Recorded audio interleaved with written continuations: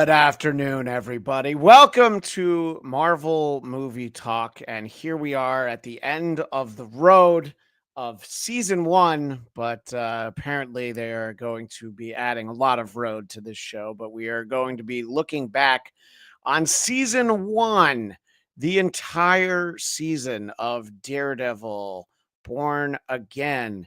Keeping that in mind, that if you haven't seen all of them or any of them, you're going to get things spoiled, so be ready for that.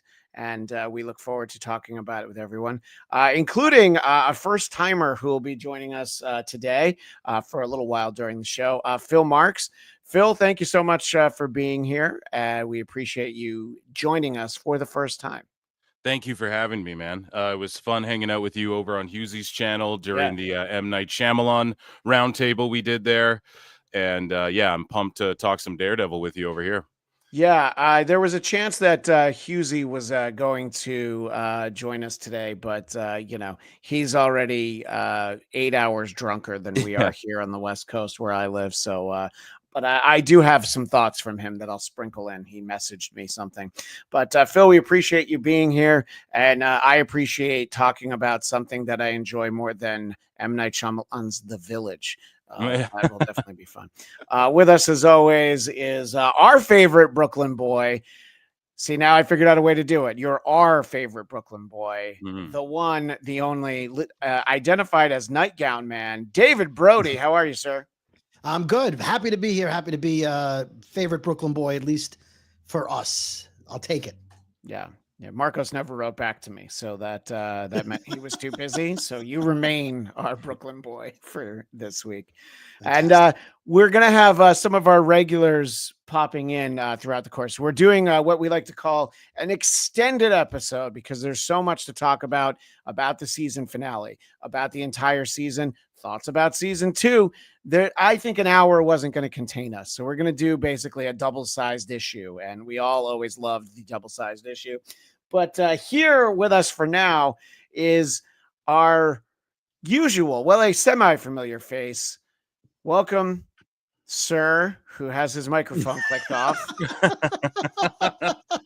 He's got the beard. This thing is crushing my head like I'm a police commissioner. Oh no, too soon. Is he Daredevil or Red Guardian? I don't know anymore. I can't feel anything above my nose. Because of the way that the light is hitting the horns that you have on, and people will be able to look at the thumbnail and see you with this on, I suppose. We'll also post it on social media. But the way that the light is hitting that hat, I actually thought you only had the one horn. So you were missing the one that Karen gave to Matt. So we're going to dive in. We're going to include conversation from the chat as we always do. But Phil, this is your first time with us, and we definitely want your thoughts on the finale. But let's start sort of broad, big picture, your thoughts on this season of Daredevil Born Again and how it compares to the legacy of the Netflix series. Well, I don't know if it can necessarily stack up to, what they accomplished in the first 3 seasons, in the Netflix series. Although this was a good extension of that. I do feel like some of the characters like Kirsten was sort of shoved in there. BB Reports, I feel like was like, we didn't even need this in the show, throughout the whole series. And and so, but I mean, I didn't dislike the series at all. I actually quite enjoyed it. And it's weird because it seemed like the first episode, they really rushed through setting up like, here's what the world's like in this season.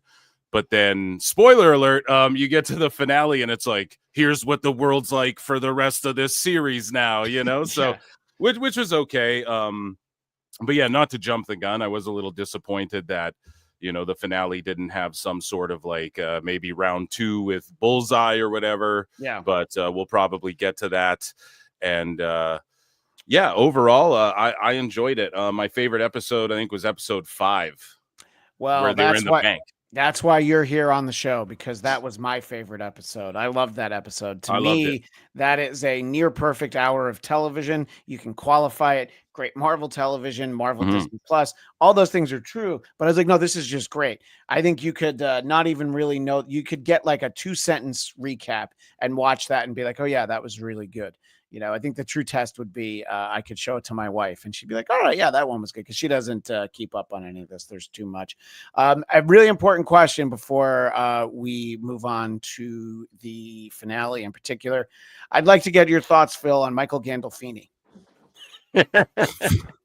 Fan favorite. And keep in mind, I'd hate for anything to happen to you if you were to give the wrong answer. Yeah. So, Daniel, his right-hand man from Staten Island, played by James Gandolfini's son, who was cast in The Many Saints of Newark for the simple reason that he looked like a young James Gandolfini. Right. You don't have that excuse on this show, but I don't want to bias anybody's opinions, but what do you think of him on this show? I thought he was pretty solid. Yeah, I enjoyed it. He was actually Well, it sure was great having Phil on it. No, Yeah. I'm All the sorry. time we I was have. basically I was setting it up just to do that. But okay. Yeah, no, no, I no. just I think he plays the little Weasley rat very well. So Yeah, no, I think good with that it. for what they have asked him to do, he is delivering what it is. But, there are characters that we've seen, thrown downstairs or through windows. And there's just, I was just always hoping for something really bad to happen to him. But hey, we've got season 2. And look, when we have across the pond royalty, we might not have gotten Husey, but Craig Robinson is checking in and saying, hello, we're great. Great. Glad to see you. And Kemi Egan reminds us that, of course, his name is Gandolfoni. That is what we refer to him as. For So that's me, what we. For Yeah, me, go ahead. it was Vanessa though. For me, I was like, I wish harm upon Vanessa in the show, folks. Like Yeah, how many of course, times just you in the gonna show. lie and Yeah. like how many times are you gonna lie and like have Fisk not snap on you or like not be upfront and forthright with a bunch of this stuff. But I don't know. We'll get into it. Yeah, no, exactly. And I feel like Big Hurt, Frank Thomas sized Hurt is heading for Vanessa because now that Matt knows, it's kind of inevitable. And yeah, I agree with your point, Phil, in terms of I like to get a little bit of a satisfying ending. I don't want all set up for the next thing. I was furious at the last Into the Spider-Verse movie that I didn't realize it's like, okay, you're not going to tie up anything. I saw the last Mission Impossible movie with Mr. Eric Conner over there. And yes, they're setting up the next one, which they say is the final one. But it ended in a way you're like, okay, yeah, I feel good about this. I don't know. I think we could have tied up one thread. I believe in the showbiz motto of never save it for the sequel because you might not get to make the sequel. But boy, they sure saved everything for the sequel, didn't they, Phil? Mm-hmm. Yeah, absolutely. By the way, Kemi Egan appreciated my great White Sox reference. The beauty of Frank Thomas is that there's like 8 fan bases that I could have been shouting out right there. So I want to bring in Brody and Eric. Your thoughts on this episode, episode 9, which is called Crime and Punishment. And I think that is an accurate descriptor, Mr. Brody.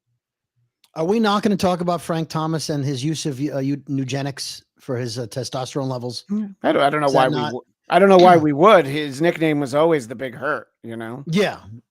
Now it's the Soft Hurt. So yeah. As far as this episode goes, if you'd stop digressing with talking about Frank Thomas, I love the episode. I enjoyed it. I thought like you said, it almost felt like there should be one more episode. I felt like it was just like the only way I felt it would have been a real ending is if when he and Karen walk out of those doors at Josie's and there's those silhouettes in the bar. If one of them was Luke Cage, there should have been a defender there, or maybe someone with a cape that you couldn't make a whole. I feel like those contracts haven't been signed yet, so they didn't have the ability to do that. Yeah. But I would have liked in that final shot when he says, we have to put together an army. I would have liked to have seen the outline of Luke Cage, like maybe like you don't know who that muscular guy is, but I think that something there other than the Cherry, the retired cop, and the old bartender.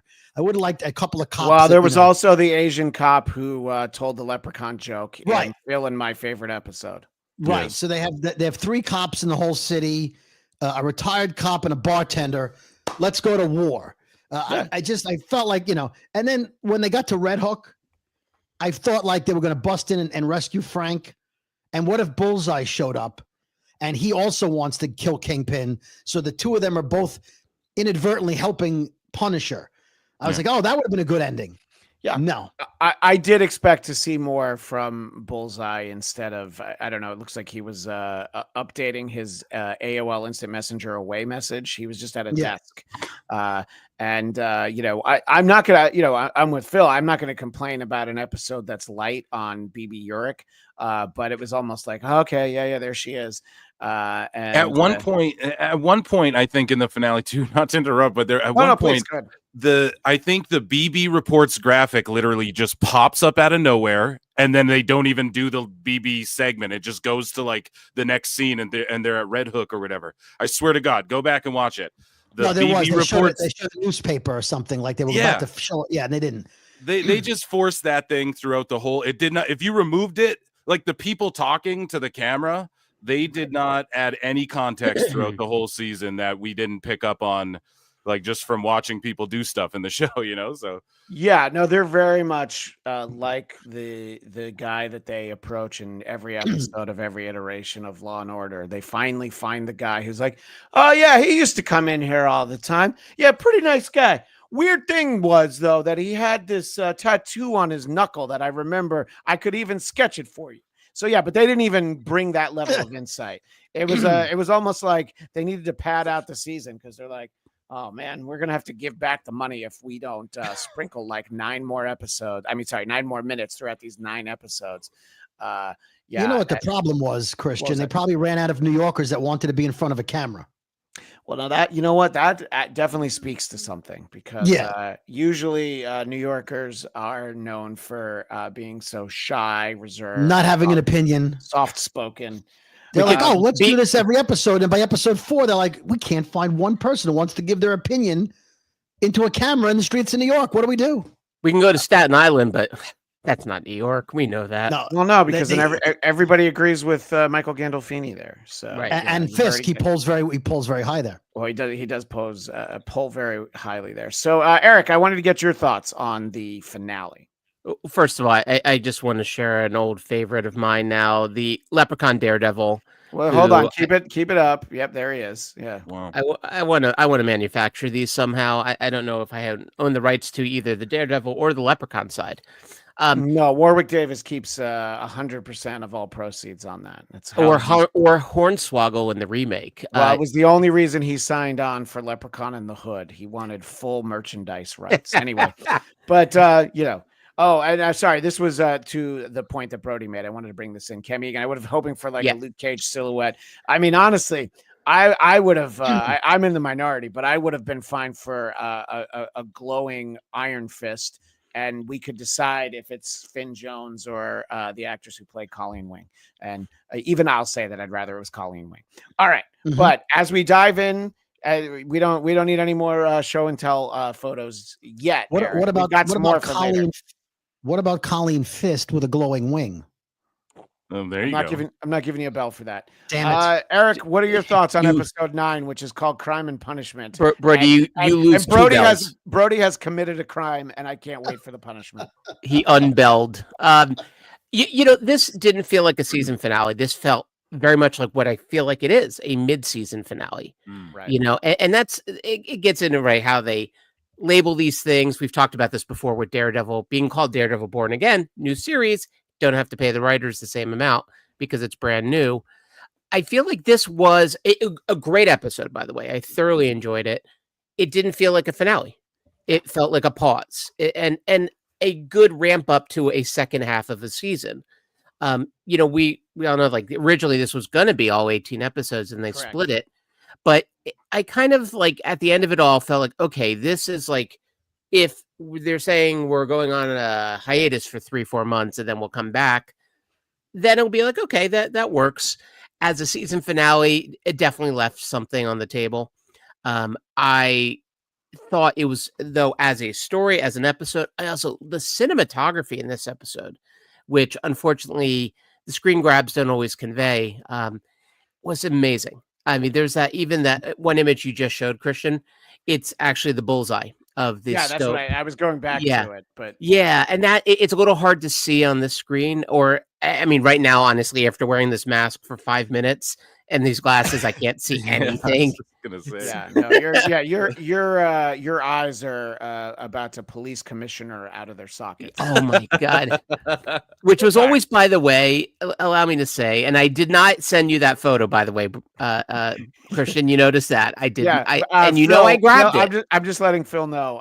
We have a history of the most gruesome images from every episode of this show, starting with episode 1, where Foggy's laying in a pool of blood outside of Josie's. He always sends us, and a lot of times I'm like, I don't think I can show this on YouTube.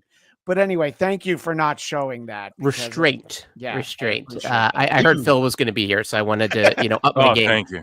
Isn't that funny? You can show it on the Disney Channel, but you can't show it on YouTube. 2025. But I realized the crushed skull is a tried and true sort of top moment for like Friday the 13th, part 3. When Jason crushed a guy's skull and the eye popped out in terrible 3D. One of my favorite scenes in any movie ever, including like the King's speech. And you mean when that guy got his head crushed in the King's speech? Is that what you're saying? Yeah, it was the European cut. I have a copy of. I'll lend it to you. But here I found like I like how it surprised me. I never thought Vanessa would survive this long. No. And so to that end, I also didn't think Gandolfini would survive this long. So, but I kind of like that they've kept these people around. The commissioner wasn't too shocking, but how they did it, oh my God. Like, again, Disney, mad props to Disney for letting the R-rated flag fly. Yeah, our pal Craig Robinson from across the pond said a few scenes had me shocked. And yes, even before that, I was already like, oh, wow, this is probably the most violent Disney Plus thing I've ever seen. And then we had that scene, and I'm like, okay, now it definitely is. And he hands down skull crush. Much more so than the Mighty Ducks reboot. It's the most head crushing, I think, since Kids in the Hall. All right, that I like. All right, I like I'm that. crushing your head. And also, but even that Punisher scene, that set piece where it was all in the dark. And again, if I'm trying to capture a blind guy, I'm not turning off the power.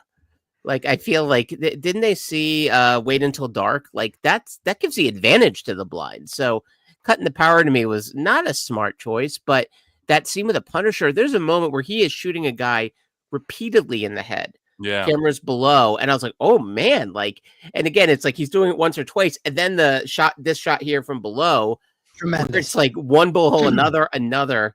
So they've really captured the spirit of this character beautifully, I think, in the show. Yeah.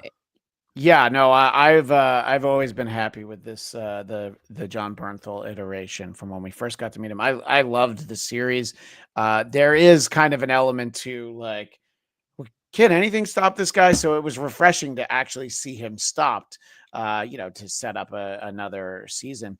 Our friend Adam Hughesy, the H-Man Hughes, the message that I got from him was that he loved the finale. Apart from John Bernthal's SNL De Niro impression, growing like a bear every time he moves.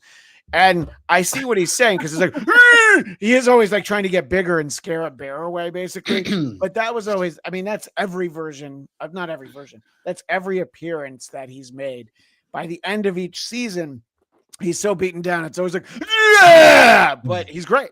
Gotta stitch myself up, Red. Yeah, right. Exactly.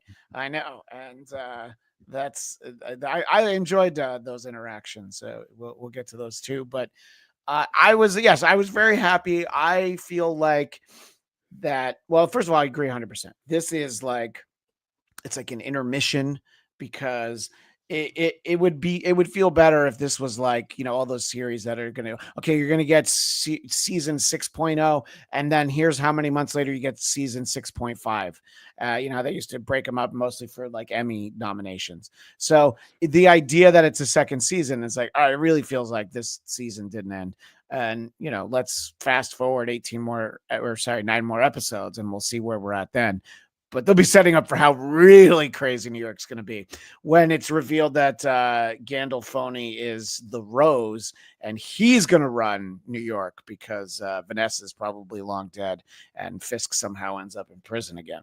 But so I thought that I think it was good that we started with like, let's go back basically like a year and see what happened. But when an episode ends as exciting as last week did, I would have liked for us to start like, seconds later. And that is usually not what you get. You usually see, it's the way Matt's going to understand it. He fell down, and then when he woke up, he's like, oh yeah, what happened? But Karen. Yeah. Yeah. It's only a little embarrassing. Oh yeah. He's under a lot of, it's the meds talk. The meds, right? Yeah. Right. Exactly. So Eric, you presented us with this image that we're sharing for our visual audience right now, which is Vanessa sitting down with Poindexter and basically giving him his freedom. And it was well established in the Netflix series just how out of his mind this guy is and how dangerous he is. But it's like, well, I need a chubby, although not as chubby as he used to be, Hell's Kitchen lawyer rubbed out. Let me let this guy out. You don't have like 9 other people that you could pay, a lot less money and just like, oh yeah, we'll make sure that Foggy Nelson dies. But what we're sort of starting with this episode.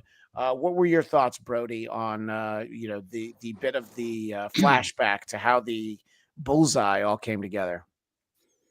Well, it was nice to see, like, oh, I wonder who did it or how it happened. It was nice to see the formulation of the plan, how she got him out, because the last we knew he was arrested in season 3. Yeah. He was had the back surgery, so that was nice. I did want to just notice when she hands him the magic marker, the brown magic marker to sign his name. Yeah. If you looked at the palm of his hand, it had brown dots all over it, as if they had filmed that scene numerous times and he kept getting ink on his hand and they didn't notice that. So that's funny. That's a good catch. I like did that. Notice that. No, that is cool. because later when he's signing the paper, the ink is gone. Yeah. So I'm like, oh, that's a continuity problem. I found it interesting because it helped explain why he didn't kill her in the ballroom, why he was shooting for Fisk, because he was still mad about season 3 Fisk for killing his girlfriend, Julie, I think her name was. So he doesn't have animosity towards her because she saved him. She's like, this isn't about my husband and your anger about him. He's like, no, it's always about your husband. So I'm thinking in that scene, was Vanessa hoping to get a twofer? In other words, I don't think Vanessa would be that upset if Fisk gets a bullet because she just freed the man who wants to kill him. Well, at the time that she's meeting with him, she doesn't really know where he is. She says she hasn't but she was angry at him at that point. Remember, she was so mad she had an affair with him. I see what you're saying. Yes, you know what I mean. Like, don't forget about Adam's hands. Yeah. Right, so I'm running the city right now, and if this guy hates my husband, hey, whatever happens, happens. It's like if he happens to track him down in a casino in Oklahoma or wherever that was in Echo. Where he stopped wearing the Hawaiian shirts, so I'll give him that. I think there's something to be said for that. What do you think, Phil, about Vanessa giving him a Monopoly get out of jail free card? Vanessa. Well, the problem is that I saw on social media that people were hyping like, oh, there's a flashback in this episode that explains everything, and so that to me it just like under delivered when I saw it, but I mean, I'm not knocking it at all. It was good to get the context. And I do agree with Brody's take there as well. Like, because at the time it seems as though like, because they're so distant and awkward, the Fisks are when they're in therapy and all of that, until they sort of like figure out how to get their gangster back or their swag back, if you will, both of them. Right. And then they sort of come back together. And so at that time, if we're thinking like at that time, yeah, if Bullseye's out, I mean, she doesn't care if he gets Wilson as well, Right. Do you feel like that's the most likely plan for Vanessa, Eric? Vanessa. Yeah. Well, I mean, this moment shows Vanessa is fearless, right? I mean, like, yes, there is that element of, well, you kill my husband, so be it. Have fun. But the idea that she's like with this guy who was going to kill her not that long ago, and she does not look scared of him in the least. I think just speaks to what Vanessa had already become a year ago, much less what she is now. I love the detail with the marker, by the way, that it was like soft. It was a soft marker. It was like a magic marker. Oh yeah, no ballpoint pen. For yeah, they made a point, and also it's again, a great point. Close up of hands. Though?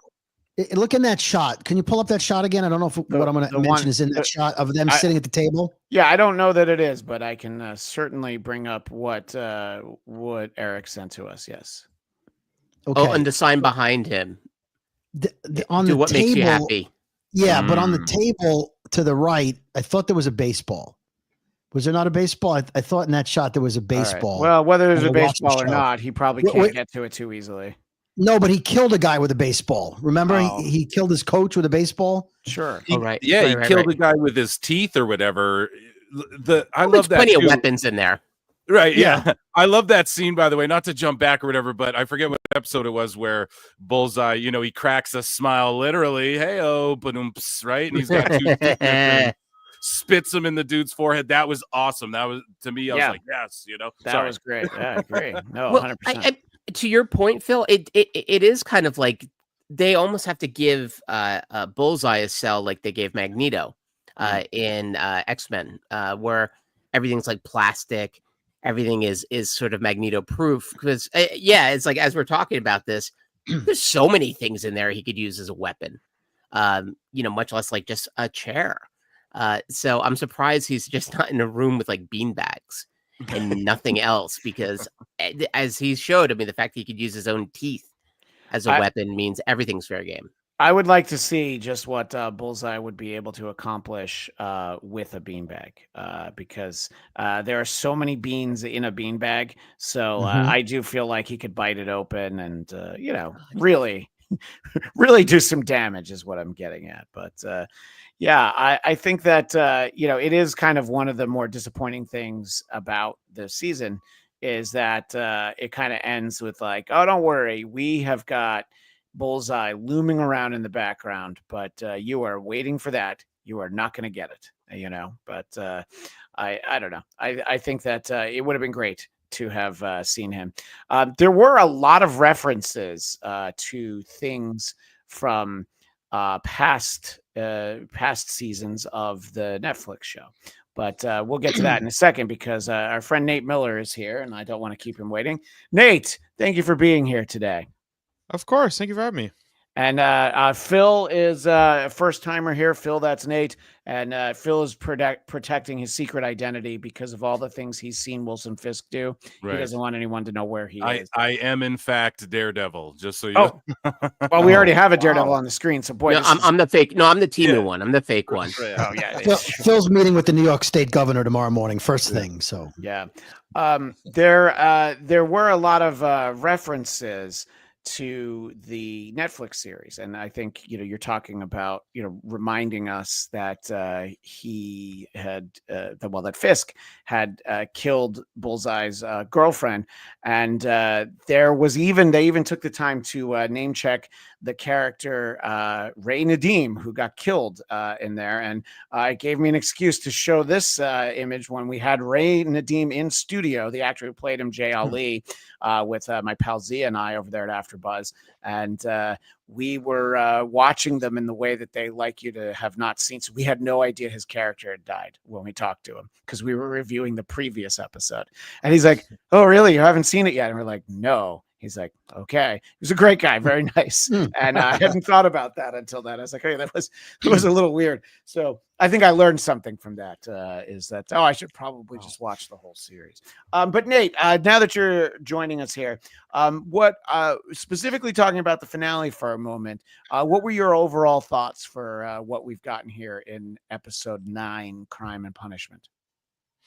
I thought it was fantastic. I thought it was really good. I think kind of like what we saw with the last episode and the first episode, you can kind of once again clearly see a difference in the creative team from the before show to the what we finally got. I think if I didn't already know like the back end of what happened and that season 2 was like already in production with this new creative team, that I probably wouldn't have enjoyed it as much. Sure. Knowing that it was leading into something made me feel like okay with it being very cliffhangery and not like super like lots of resolutions. But that aside, I thought like the action scenes were great. It went further than I thought they were willing to go, for sure. Like I was like, this is Disney Plus. I'm watching this on Disney Plus. That's crazy. It was great. The cameo was good.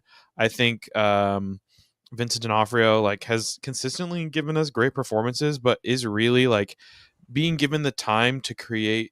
Like I've never seen the Kingpin kind of shown this way. I feel like every Kingpin story that I can imagine, like he's just already the Kingpin. Like when you're introduced to him, he just is. And so kind to get to see him evolve throughout the course of like the Netflix show to now, I think specifically within this show, him choosing to be in the white suit in the end and kind of showing like he's done with being the facade of like, oh yeah, I'm the mayor now, and not instead he's just Mayor Kingpin, like was very cool. Like it makes me very excited for the next season. I liked it a lot.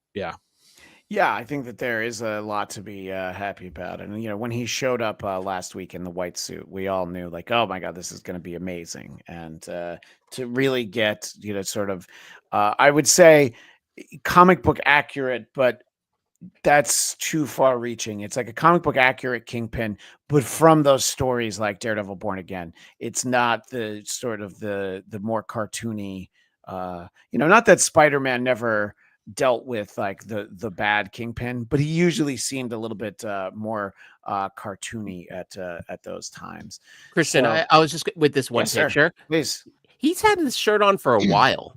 Yeah. Like this is quite a bit later, and I love that he's just sitting there at home, doesn't think to change his shirt, just kind of is like, yeah, it's comfortable, it's nicely worn in now.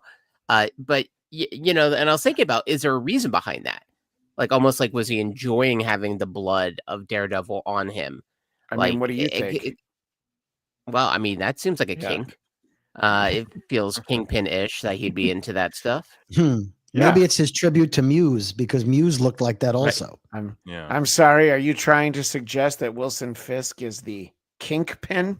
That's terrible, I know, but this is what you've gotten yourself into, Phil. Run while you can, Phil. Yeah. But by the way, Nate's favorite part of the show is all the bells. So just bringing Phil up to speed. Nate, I want to make sure he knows. There's a lot of, I kind of want to deal with some of the side characters, because Daniel, I will get to some of your comments. Daniel's said some great stuff that I want to react to. Let's talk about Heather for a moment. Also, I don't really care one way or another about Heather. It's possible she's placed with Fisk as part of a larger plan, but most likely she'll just be collateral damage. No, I think she'd had enough with Matt even before Fisk whispered in her ear, "Why do you think he knows so much about Daredevil?" Well, I don't know. I guess he was just a fan. Oh my God, it makes sense. But he's a blind guy. So the fact that she's going to be a part of the administration, I don't think is part of a bigger plan, but that would be a nice reveal. What do we think about that specific move, Nate? This idea that Fisk is trying to surround himself with yes people, and I guess he feels like Heather is one of them. Well, I was pleasantly surprised at how viscerally the show has been willing to attack some of these themes, and being able to watch him pull these different levers to like consolidate power and allow his task force basically freedom to do whatever they want. Was like terrifying. It was very like really high level villain stuff. Like Yeah. and him also too, like I just want to say him being like, yes, Matt saved my life, but you know what's more useful than like a superhero is a dead martyr. Like Yeah. that was crazy. There was no like complex like, oh, what do I think of this feeling? He was like, oh, he's in the hospital, Yeah. kill him. I've got a great opportunity for that. I agree. I did like that moment. I'm glad you brought that up. That was something that was very interesting. Let me bring in. Go ahead. Oh, Sorry. go ahead. I just want to say, I think like consolidating from the season of him having these interactions with like, you know, Mini Gandolfini and the press and then culminating, I thought they did a good job of taking those what seem like just, you know, character moments throughout the show and making them all lead toward this point at the end where he's, you know, killing the police chief and promoting Gandolfini and, you know, pushing Sheila back and like positioning all of his pieces now that we've seen in play to where he is like fully in control. Yeah, no, I agree. And that does tie into the comment I wanted to bring in from Kame Egan. One prediction I have for season 2 is Gandolfini is going to kill Sheila to cement his allegiance to Fisk.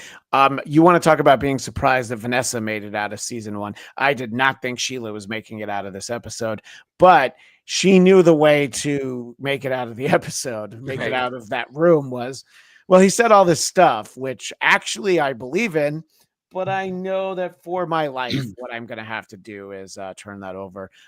What did you think about to put it in a parlance that you might be able to relate to, Phil? The heel turn from Sheila. Yeah, it was good. It was impactful, and I didn't think she was going to make it out of this season. Yeah.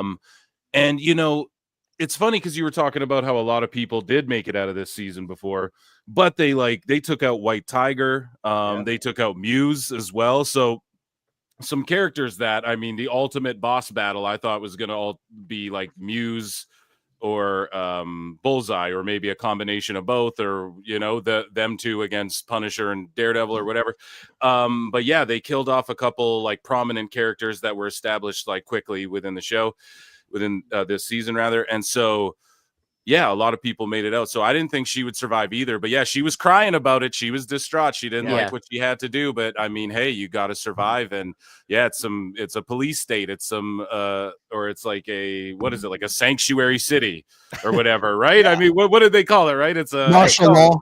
Yeah, it's martial law, and she realizes North Korea like, in New York. So they got I have to do this wrong thing in order to survive.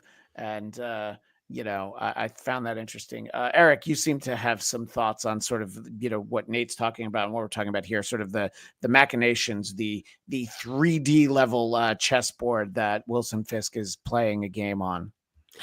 And I think to your point, Phil, like all his underlings have to play that same game to survive. Mm-hmm. So, I mean, one of the runners of this season thematically was like, in essence, all his minions are kind of eating each other to keep going. And yeah, her response, that moment where she's like bawling because she knows she basically signed the police chief or commissioner's like death warrant. Yeah, I thought that was amazing, actually. And so she's someone, yes, she did a heel turn, but they're also setting up she might do a face turn next season, because like she is moral. She isn't like Gandolfini, who clearly makes these choices without a second thought.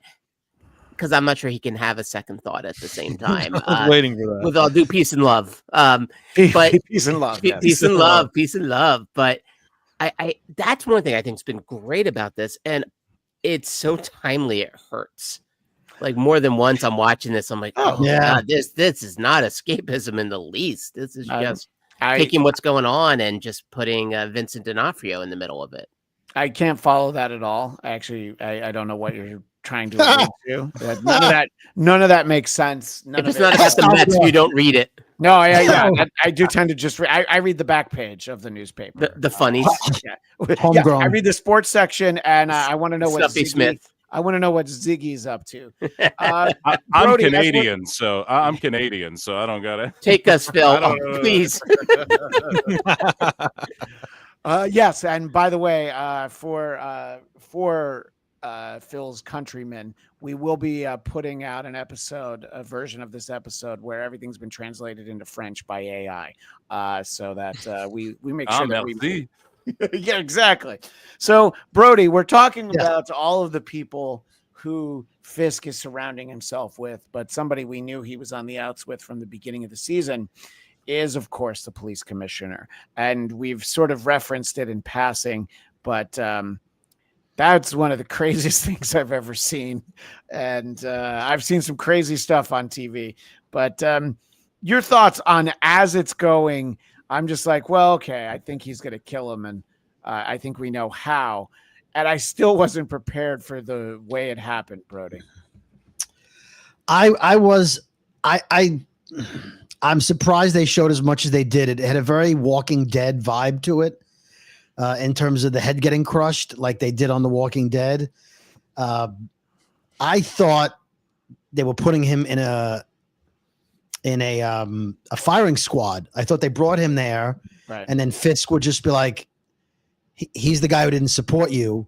I mean, once they walked him into the Dexter room, with the tarp up, I was like, oh, he's a dead man. Because if you notice that when he murdered someone on Echo, there was tarp up, and when he murdered, when he murders people, he puts the plastic up.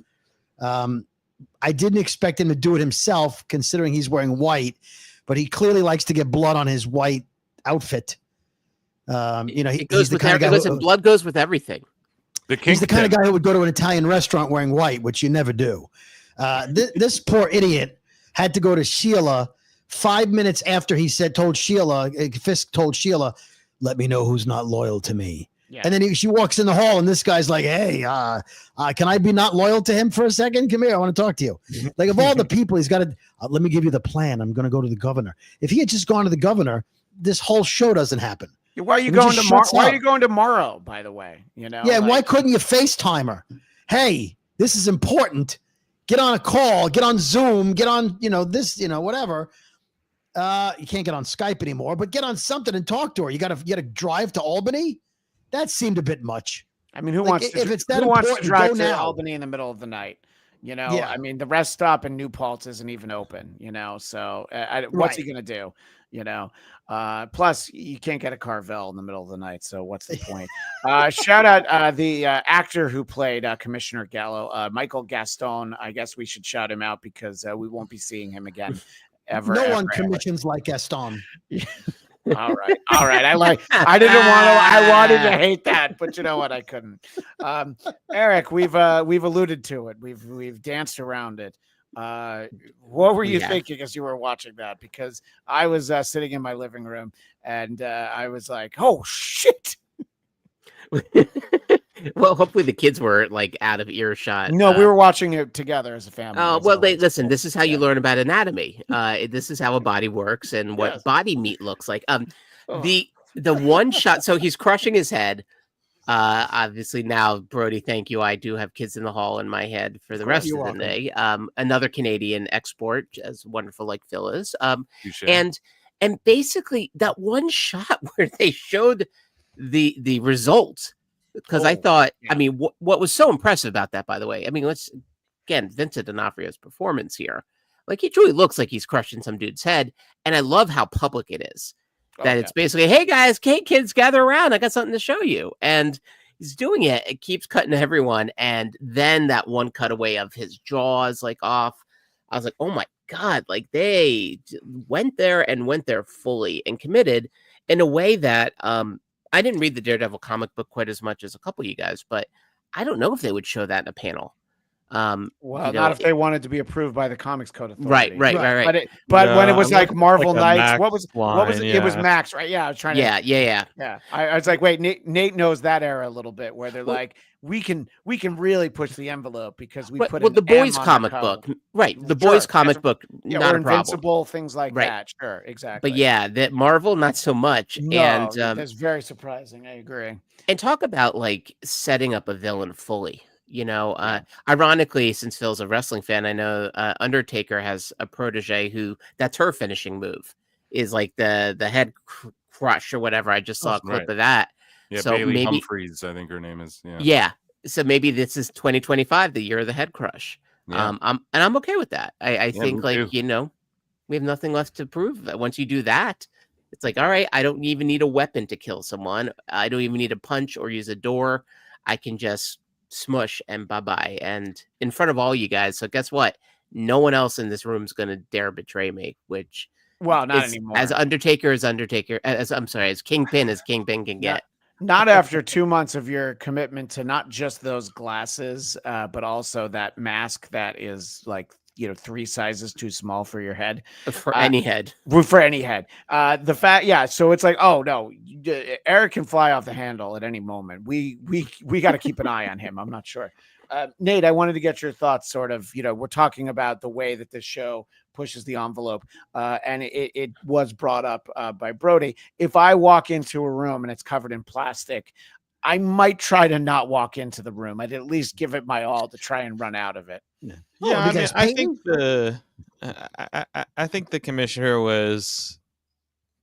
has enough sense to know that when he got in the car and his driver was not there and was replaced by the guy with the Punisher tattoo, that it was over for him. He was going to his death. So I think he knew there's no getting out of it. This is just what it is.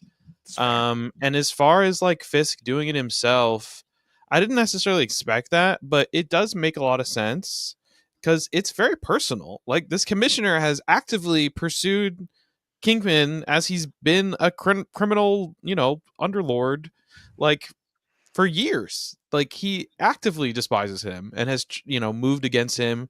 If there's anybody who knows exactly the things that like he's capable of and what he's done, it's going to be this guy. And so it makes sense that he gets pissed in the scene, but like it makes sense that he wants to like personally send a message, but also personally be like, yeah, you're insignificant to me. I'm going to squash you like a bug to show everyone how large and in charge I have gotten. It's very interesting. And like even there's cool commentary in this show that they're actually like, they're poetically weaving in this kind of police corruption narrative and how these systems that we have set up can be manipulated and how people in power can manipulate those loopholes and stresses and panics and stuff to kind of like achieve their own ends and stuff. But also it's poetic because this falls right in line with this parallel we've been getting between Matt and Fisk.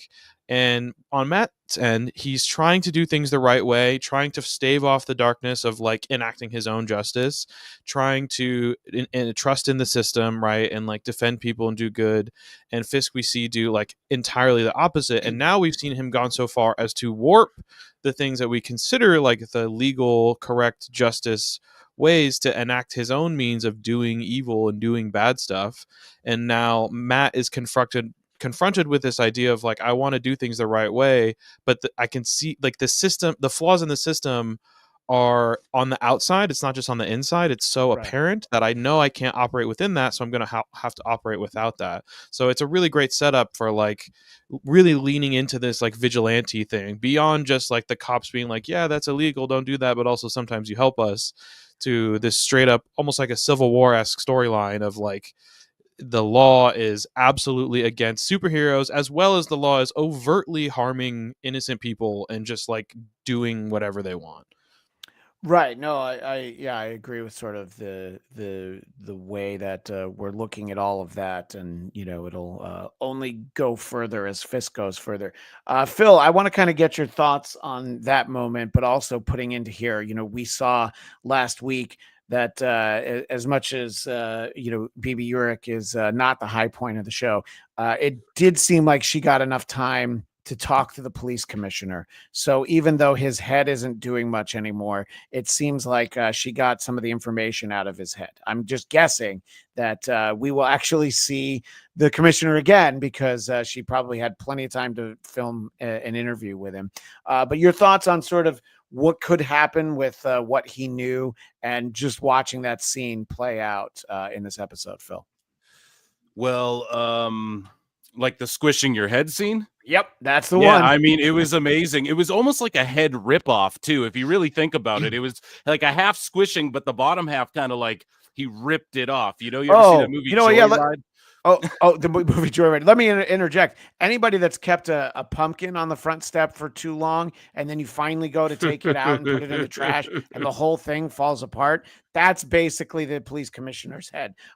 But your episode, your reference, I haven't seen Joyride. So well, it's just like this trucker gets mad, he like rips a guy's jaw off. I don't know, it kind of reminded me of that for like a split sounds second. Like it, but yeah.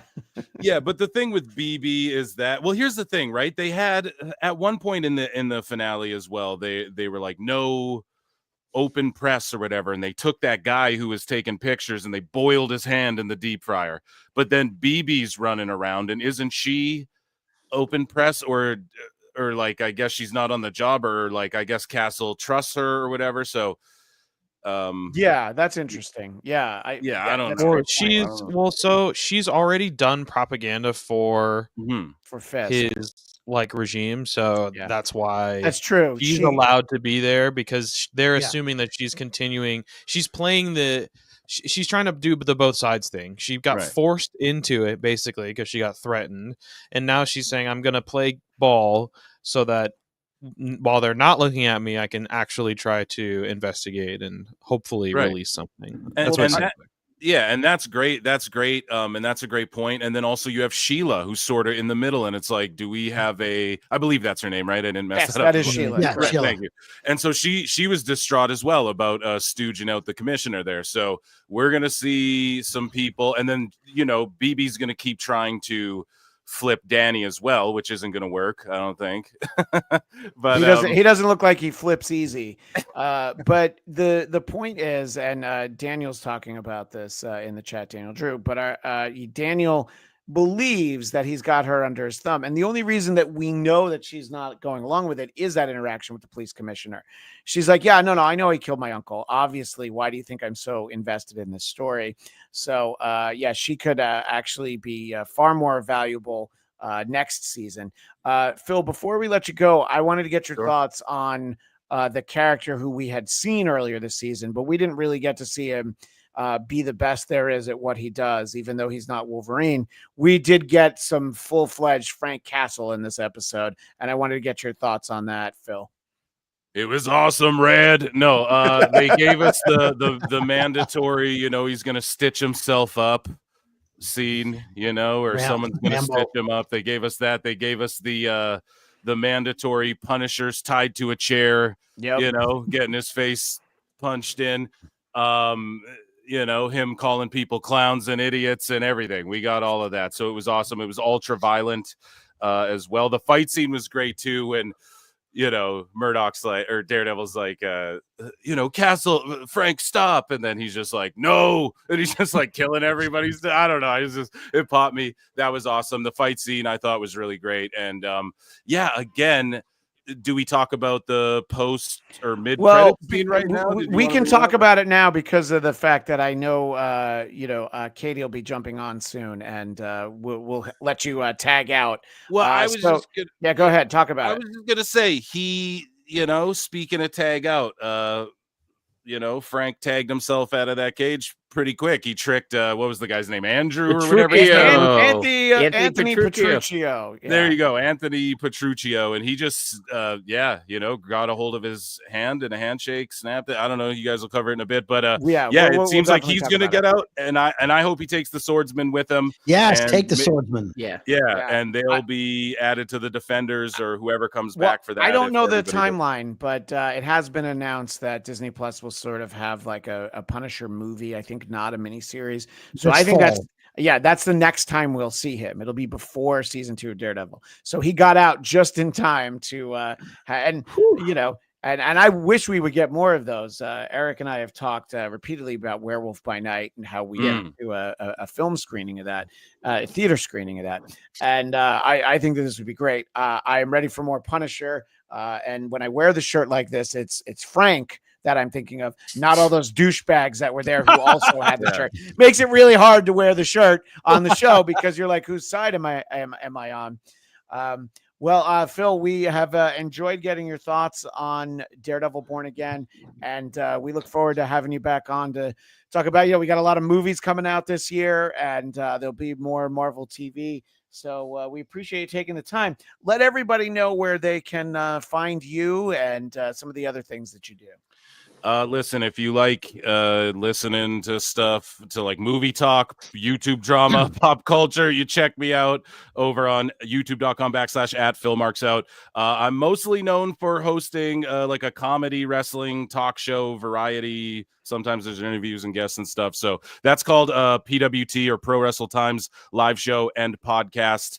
And so youtube.com/@ProWrestleTimes or @ProWrestleClips. That's where you guys can find me. The pleasure was all mine. Thank you so much for having me. And hey, I'll come back anytime if you have me. Well, no, and it helps that we usually try to do 3 or 4 episodes every time there's a new Marvel movie, and we'll have one in less than a month. And I'm sure that Husey will drag us into whether or not another director stinks. And my verdict on M. Night Shyamalan was absolutely 100% he stinks, but that's just me. No, that was just all of us, I think. Yeah, it was actually every single one of us. Yeah. You never saw Lady in the Water, obviously. Oh, Lady in the Lake. It came up. Don't worry. All the movies came up. There were like 8 that I didn't watch, and I'm like, I told Husey I wasn't going to watch them, but I did watch The Happening for whatever that's worth. Well, Phil, thank you again for your time. We look forward to seeing you again soon. And have a great day after watching a man get his head crushed last night. I will. I'm about to do the same this weekend, WrestleMania. Peace and love, guys. Hydrate. See you all next time. All right. See you soon. Be good. Thanks to Phil. I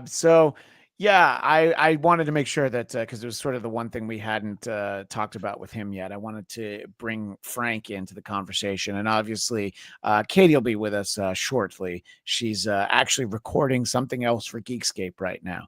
Katie was double booked, believe it or not, but I want to talk about Frank, and tying into the fact that we get Frank before we get to him was something that I do want to start with you, Brody, because I feel like this was a moment that you probably were excited to see, and that was the fact that we got Karen Page back in this episode, Brody. I made a note. Make sure you talk about how you yelled when she got out of the car on my phone. I couldn't, when he said somebody called me and told me to see, to keep an eye on you. For some reason, I was thinking Rosario Dawson, Night Nurse. I was like, oh, maybe it was her. It didn't occur to me that they'd bring Karen back in the episode. But I remember this is one of the episodes they filmed after the new talent came in, that they would bring her back. I didn't even think about it. And then when that car pulled up, I'm like, who could that be? And when it's Karen, I'm like, I yelled. I was very excited. When that car pulled up, I'm like, well, Luke Cage isn't going to fit in that car, so it's not him. Right. That was my thought. But and I think it was good to get her back and see sort of the gang back together, investigating, trying to figure it out. And I think that and Matt refers to it. I think that Karen's interactions with Frank is specifically when she showed up in the Punisher series. I'm glad that was acknowledged, the way their heartbeats changed, that stuff. I thought that was all great because it was like, let's not just have her. Yeah, she's here to help Daredevil. Look, I think that probably not a lot of people have Frank Castle's number. I don't actually remember what happened to Microchip on that show, if he's alive or dead, but it would be like him and Karen. It'd be like the only people who could get in touch with him when he's below ground. But I was excited to see her. Eric, your thoughts on getting Ms. Page back? You realize not only how good she is, but what she brings out in the actors around her. Like her scenes with Matt are terrific. And it's, kind of expository kind of moments, going through boxes, which is never, the most exciting part of this show. But and apologize for this screen grab. It's not her best look. But she does look surprised, so that was good. It's like, what? But the second she came back, love how they filmed it. It was a great moment, and really just like you could almost hear a collective applause from people like us. I could actually try not to wake up our kids. Yeah, I could actually hear Brody yelling from New Jersey. You absolutely could. Yeah, but that's almost any night you can hear that. Let's be honest. Why'd you send him away? He did nothing wrong. You don't have to comment on everything that happens. He asked me. He needs to step off. All right, he needs to go take a break for a second. I thought I thought you punished him again. All right, Nate. Now the show's good. That was a punishment. Power's driven him mad.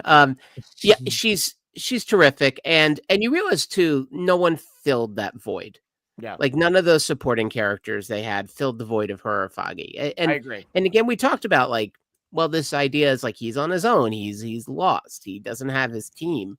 But even just in terms of having foils, having sounding board characters, reflexive characters, how important that is to writing. And so I think Karen was always so terrific for that.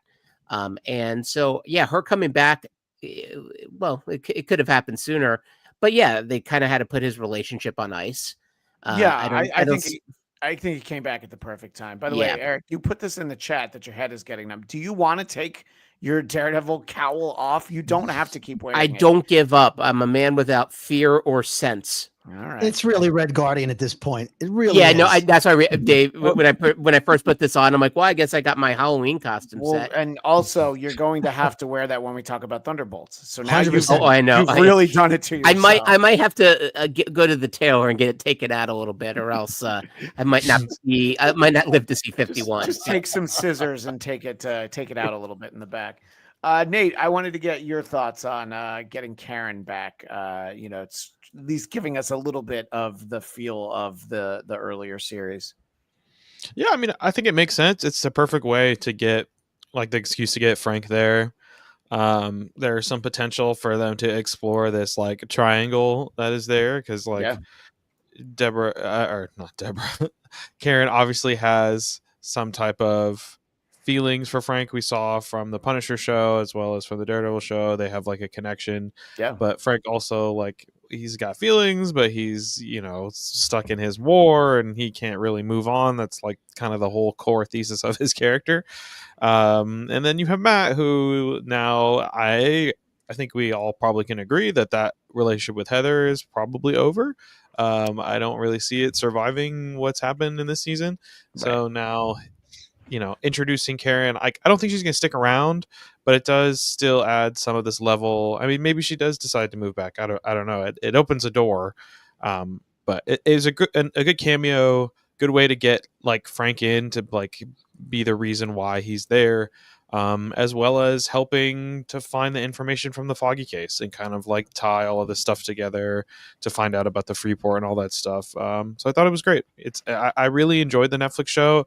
I'm glad that they were smart enough to kind of go back and bring more of that through to this show, because I think it really helps connect the two, and bring a lot of the building that was already the work that was already done and let them continue to build on top of that. So yeah, it was great cameo. I hope that she has at least some involvement in the second season.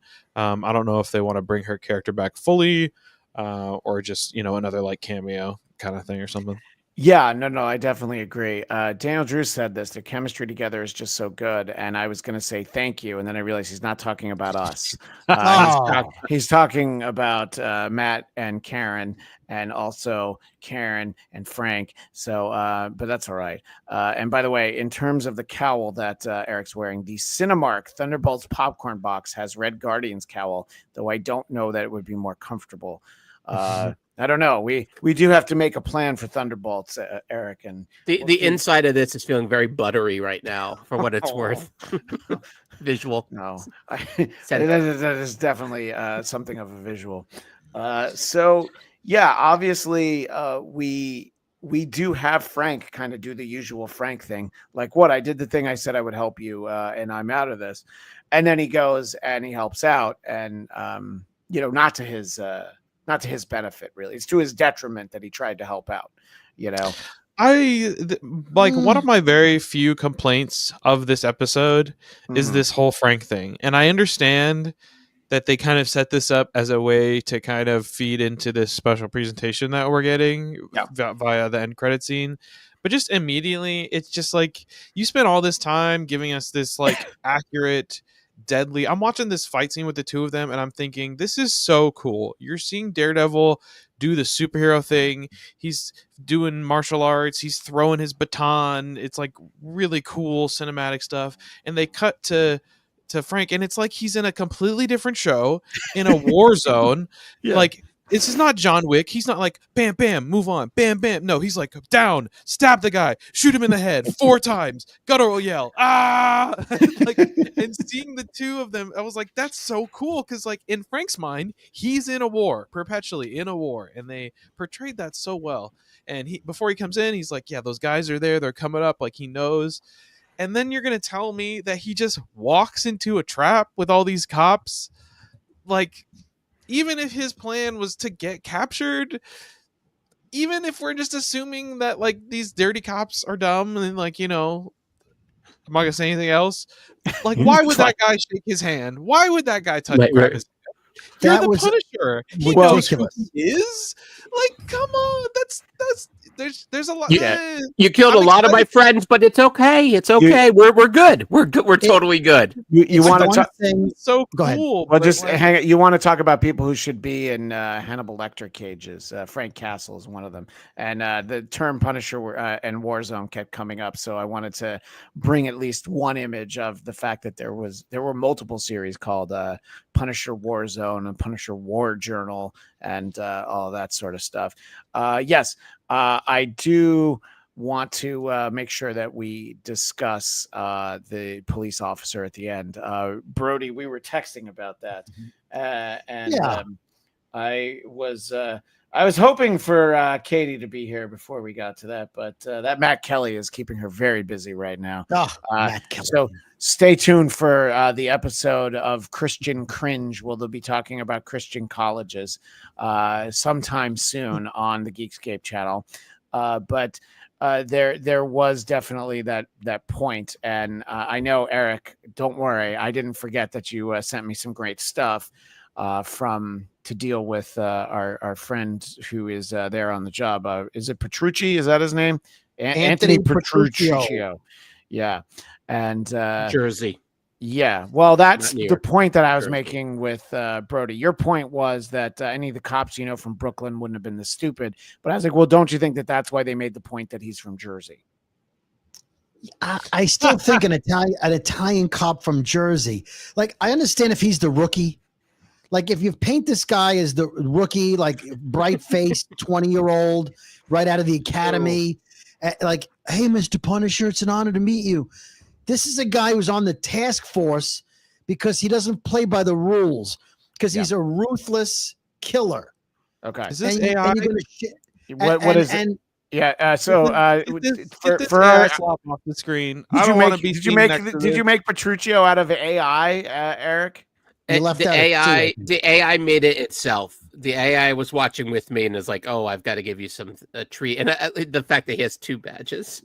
There are enough pictures of thumbs online you couldn't find. Couldn't you find a picture of that actor? Okay. I had another Petruccio that I think is much more comic book accurate. What, the guy from Dream Theater? Is that who it was? Or no, I know you have. So you have this one here. I'm scared. That's Petrucci. No, I know, Brody. Now we're adding T's. I love it.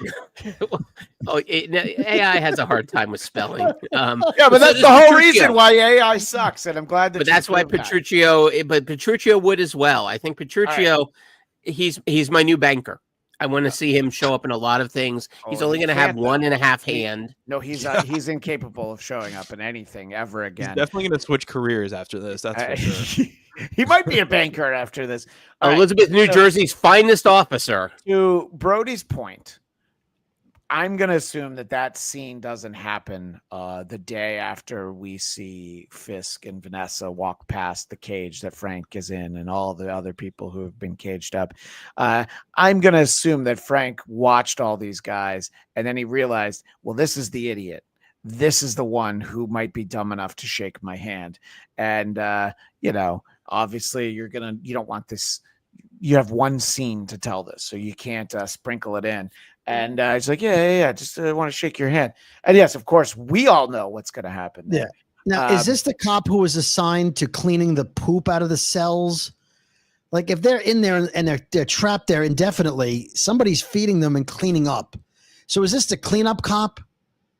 Right? One of them's got to be the low guy in the totem pole who cleans up the cages. Because I'm assuming the Punisher drops a couple of bullets off at the pool.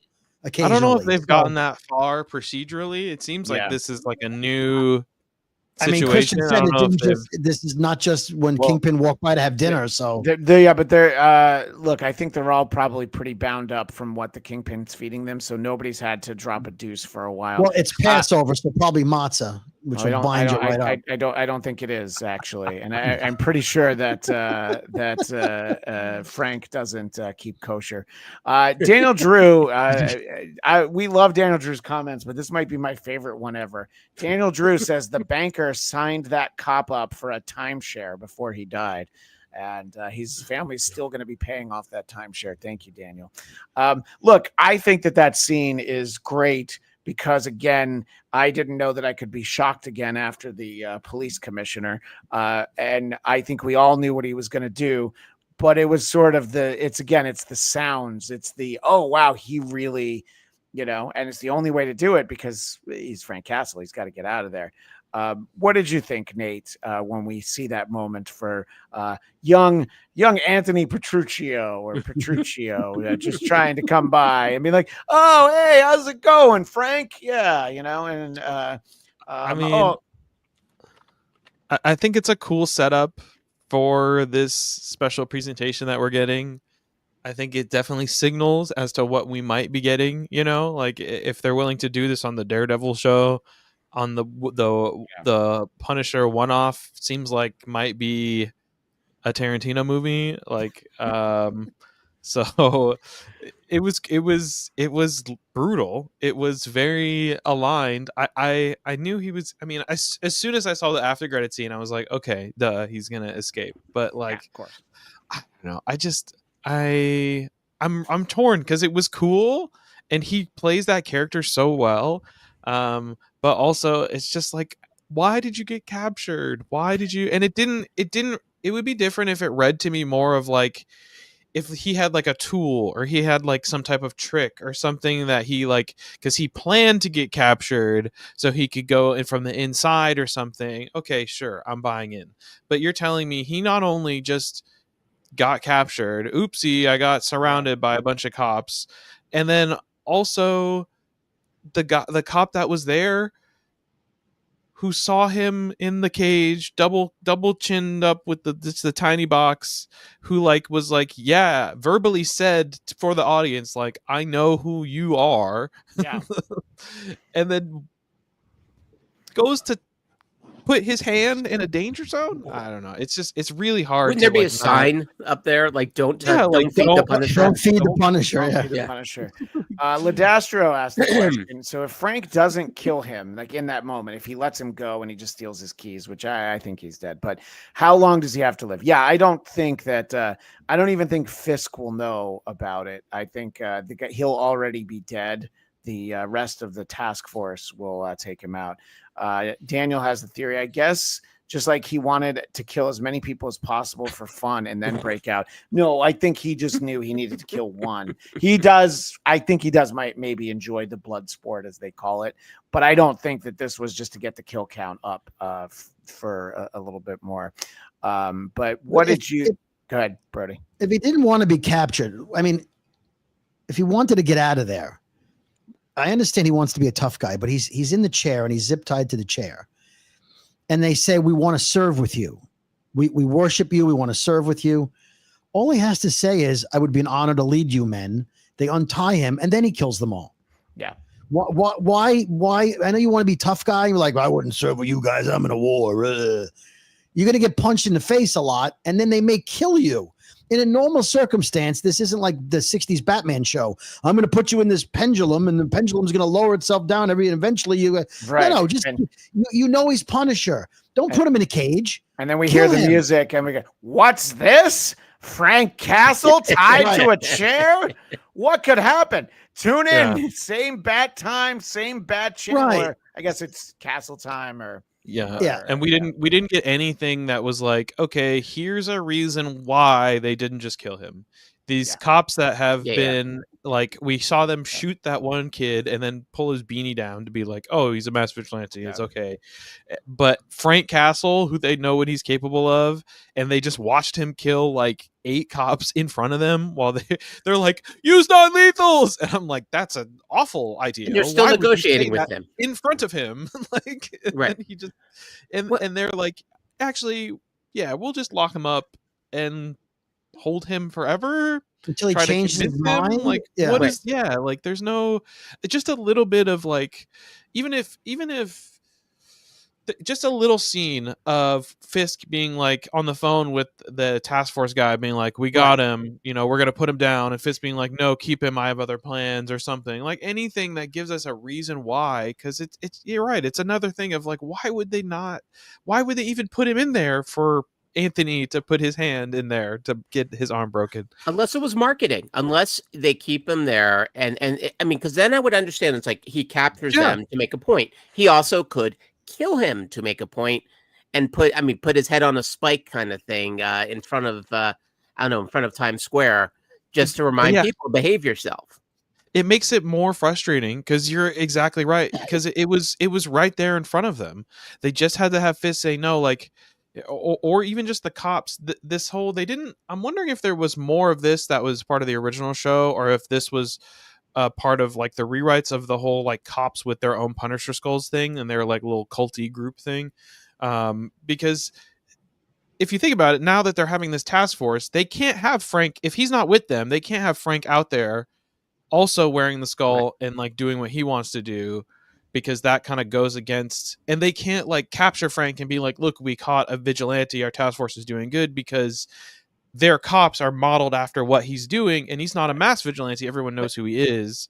So it kind of, there is a narrative pocket there where they could say like, we need to hold on, we need to kind of squirrel him away while we continue to operate, but they just didn't really expand on it. They killed that one random kind of kid and put a mask on him, like, so clearly they're not above like killing someone to make a point, to send out a message. So no, it doesn't. Listen, on one hand, great scene, great moment, great Bernthal moment. The fact is, Bernthal is in like 1,000 movies coming out. Like he's been at this a long time, but he's so having a moment now as a performer, and you can see why. This guy's earned it. He's fantastic. It makes little to no sense at best. Well, that he's still alive. That he's still alive. That this schmuck would Petruccio. Now, on the flip side, the idea of a Petruccio spinoff, I'm here for. I want to see the Police Academy version of Kingpin with him as Truch. Truch, life on the streets. Every episode he dies during the opening credits. Oh my God, like they killed Petruccio. Naked Petruccio. So I mean, it was a great moment. It doesn't make sense in the big picture. Right. As a small picture, it's fantastic. I also think it could have been as simple as the guy walked a little too close to the cage, and that's all it takes. You want to say Frank's an animal? Well, yeah, he is. But also, Frank. That's how Frank would get out of that thing. Is he would sort of find a way to get himself close enough, be unassuming, act like he's asleep, something, and then the guy gets just 1 inch too close. That's all it takes. And it would have made more sense dramatically, but again, great moment. If you look at it on its own, fantastic. So I'll sort of poke a hole in what you said. dramatically, what we got was great. What you're talking about is logically. It would Logic, make more right. sense. Viscerally great, logically not so great. And you've put an idea in Kama Egan's head. I want a Police Squad reboot with Frank Drebin Jr. and Frank Castle, because there's nothing funnier than the Punisher, and he'd fit right in. With I'll call you Shirley if I want to call you Shirley. Right. Yeah.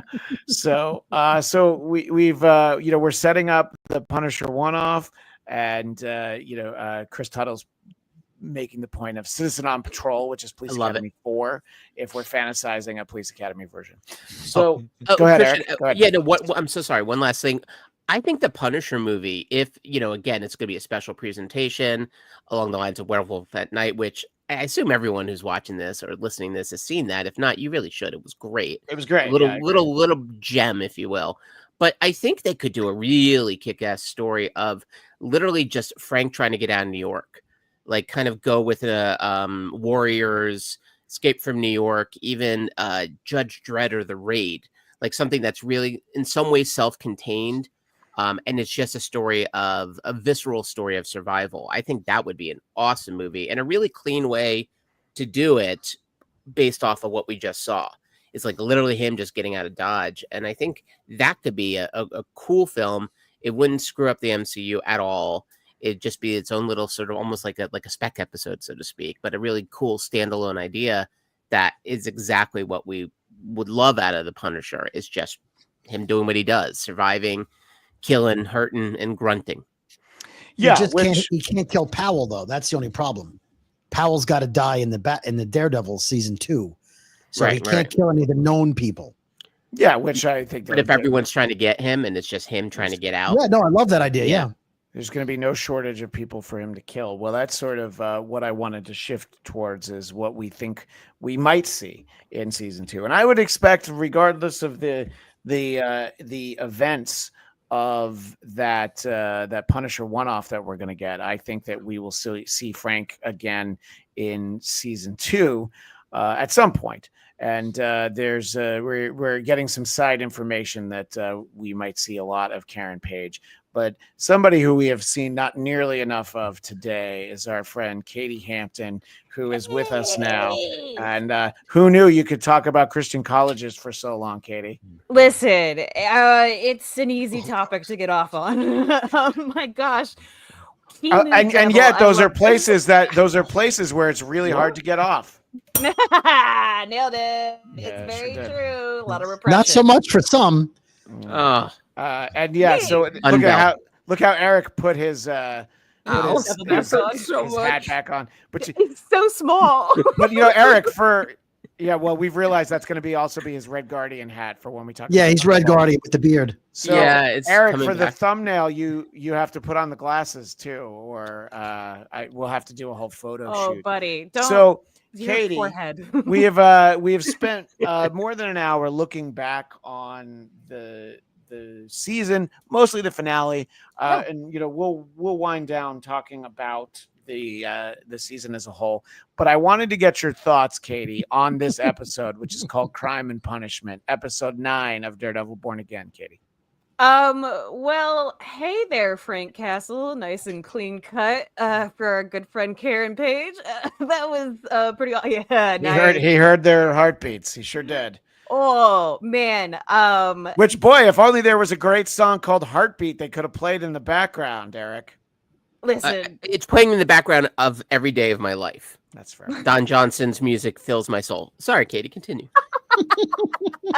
No, that's a fun fact for me that I thank you for the bell on that one. That was great. I enjoyed this episode. I feel like it kind of fell in with the I didn't realize this is where we were going with this season. I don't know how much of that y'all have already talked about. That's right. Don't worry about it. Yeah. It's just your thoughts. We don't mind circling back to anything that's on your mind, Katie. Okay. Well, I appreciate that. The disjointedness of a lot of this, it felt like it kind of culminated in this episode where I was like, oh, was this what they were originally trying to head towards, or what their midpoint of the original season was going to be? Because it feels like a midpoint moment. And I'm like, oh, that's why we're going to get the second season of this fairly soonish. Because I think they still have other stuff. I also love the fact that I totally fell for people like posting photos of Frank and Matt Murdock together and saying, oh, look, this is them on set together for season 2. And it was like, oh no, that was just like the season finale. And I didn't realize it. So cool. But I love that Frank is in this a lot more. What a great ad. I think is one of the best interpretations that we've had of the Punisher. I'll go so far as no other interpretation of the Punisher comes close. Most of the interpretations of the Punisher are terrible. Thomas Jane, you could make the case. Dolph Lundgren was still playing his character from Rocky IV. They just hadn't told him that you needed to, try and act differently. And he also played his character. He also played Ivan Drago in the Masters of the Universe movie. You kind of get one note out of him. And, then the Punisher movies have not been kind to us. And this is when you make something and the people involved understand the character, you are able to cast an actor like John Bernthal who really brings that to it. Something that Daniel said much earlier was that, yes, he's sorting variant covers from months ago, but also the finale really makes you look forward to season 2. It is like a factory reset for the show, like the Netflix Daredevil. But like Daniel, I was hoping for Jessica and/or Luke, and apparently I'm the only one who was hoping for Danny Rand, but that's all right. We'll move on. Am I the only one hoping for Madison? Like, I was real bummed we didn't get us. I mean, we got a tease of Madison, and then it turned out to be not Madison at all. Right. I'm okay with us not getting Madison. But I'm not. I'm with you, Katie. Madison will live as long as we allow her in our hearts. Agreed. We could have gotten Wongers in there too. Anyway, I do have an MCU question though. Speaking of Madison and Luke Cage and all, this is a street level show, but turning the power off on New York and having them go, crazy, crime and shutting down martial law. That seems like an Avengers level event to me. Well, there are no Avengers right now. No, there are no Avengers, but the Thunderbolts are in the, like somebody should have shown up. Spider-Man, I know he can't be in the show, but Spider-Man would have shown up. If Marshall, and all the skyline shots, Avengers Tower wasn't in the skyline shots. They're not quite MCU yet. Well, I'm glad you brought it up because I had seen that this is exactly what happened in 2021. Wilson Fisk is the mayor of New York. He did indeed shut down the power, and there are multiple Bullseye clones wreaking havoc on the city. So the character you see there is actually Elektra. Don't ask too many questions. But she's also, so she and Matt are there in the dark. But as we stressed earlier, Katie, you turn the lights out for Daredevil, it's not going to be a problem. Not a problem. No. Yeah. It doesn't seem to give much of it. In fact, quite the opposite gives the advantage to Daredevil. Like they know they're trying to get him. Maybe you wait until you turn the lights back on to help you. I don't know if they turned the lights off to get Daredevil. No, they did it. They did it for the purge, the vibe. Right. No, the city to go crazy. No. Because he wanted to. It's simple. He wanted to declare martial law. So right. Yeah. I mean, the power's out. He didn't want. He wanted to close the bridges and the tunnels, and they said you can't do that. Oh, our friend from Con Edison is here. Okay, now I can close the bridges and the tunnels. Right. The guy from Con Ed who has he has the button. He knows where the button is. You want to talk about helmet, people who deserve their own spin-offs. That Con Ed employee like that.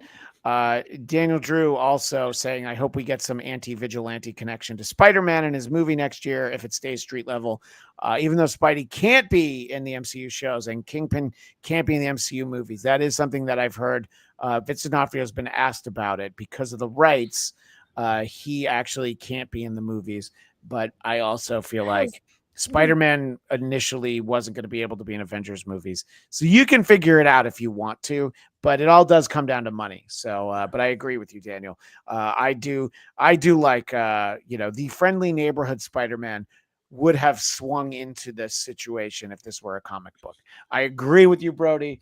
I just feel like, this guy is the mayor. So he's able to really, he's got more power than, say, a mayor like Mayor McCheese. I feel like he can get a lot more done. If Wilson Fisk was the mayor of McDonaldland, the Hamburglar would be alive for 4 seconds. This guy just runs around McDonaldland stealing cheeseburgers. Do you think he's going to stand for that? And Katie, I know that's why you're glad you finally were able to catch up with us so that I could put the idea in your head of Wilson Fisk taking over McDonaldland. I want that spotlight. Yeah. And we'll find out that Grimace isn't bulletproof. What were some of the other thoughts you had? We've sort of been stressing this episode for a season that has pushed a few envelopes. I mean, they pushed a ton of envelopes way over the edge in this episode, Katie. Well, I just think that I don't want to go to Wilson Fisk for chiropractor reasons. Just putting that out there, because that was y'all got a text probably like at 10:30 or so last night after I got out of my show. It went and directly watched Daredevil as soon as I got out, and boy, that face. Ooh, that pushed an envelope I was not expecting, and especially because I don't know how they did that effect. But my God, it was like we were with that actor the entire time. I don't know how they did that, but that was really cool and really gross, and I wanted to throw up.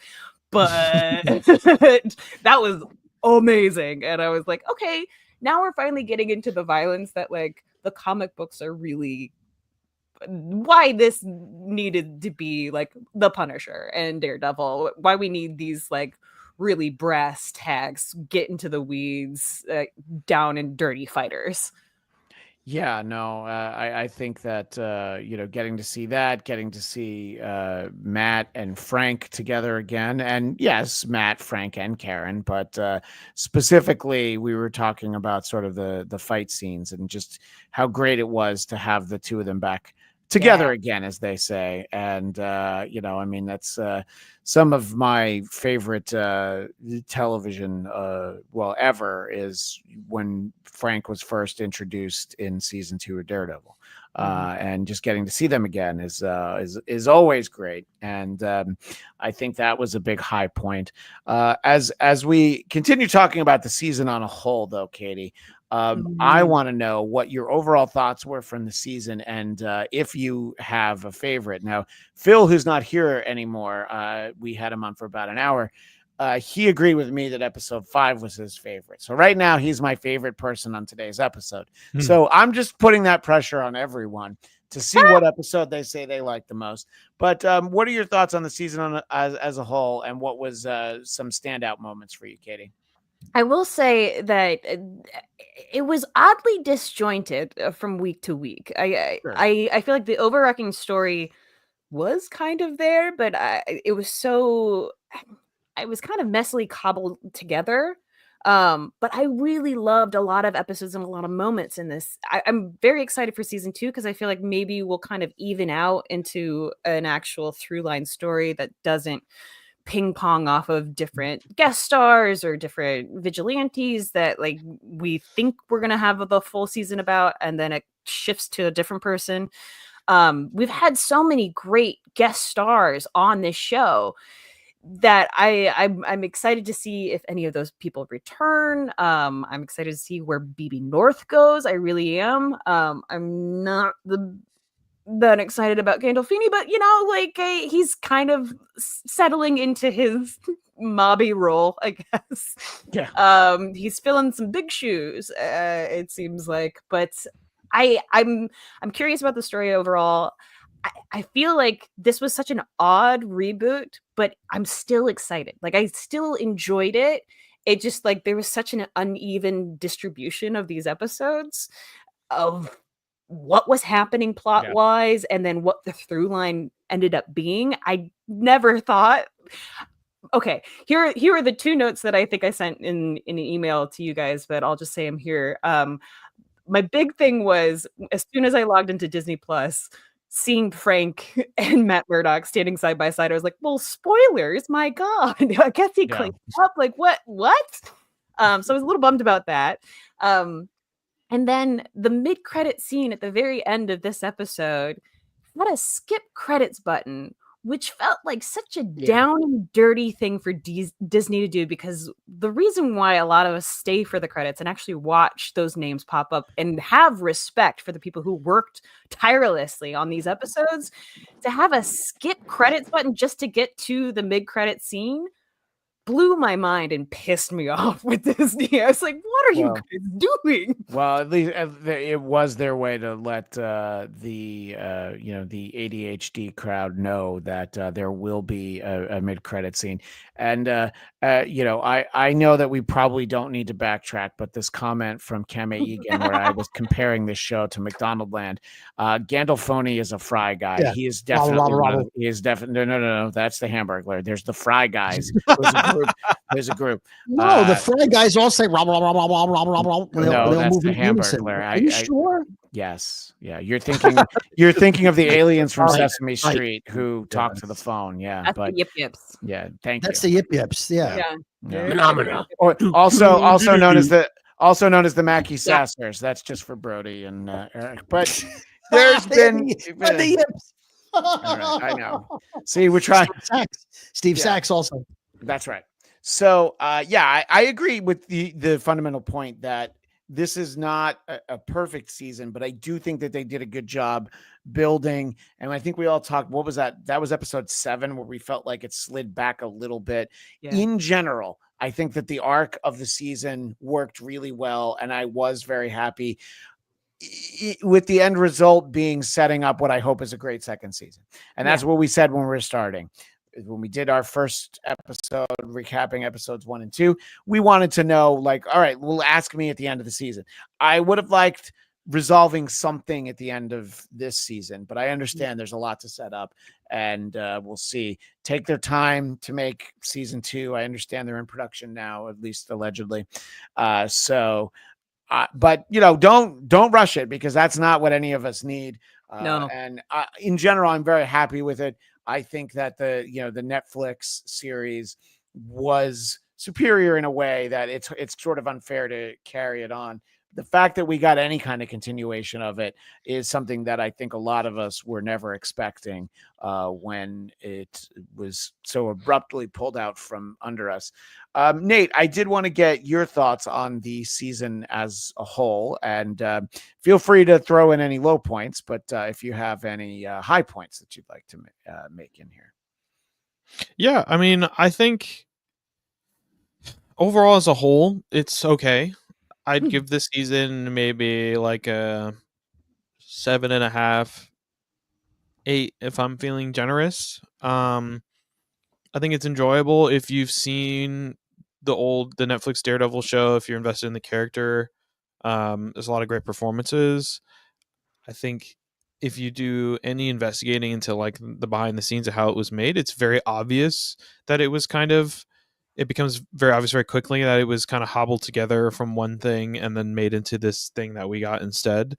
I think my favorite episodes are the first one and the last 2.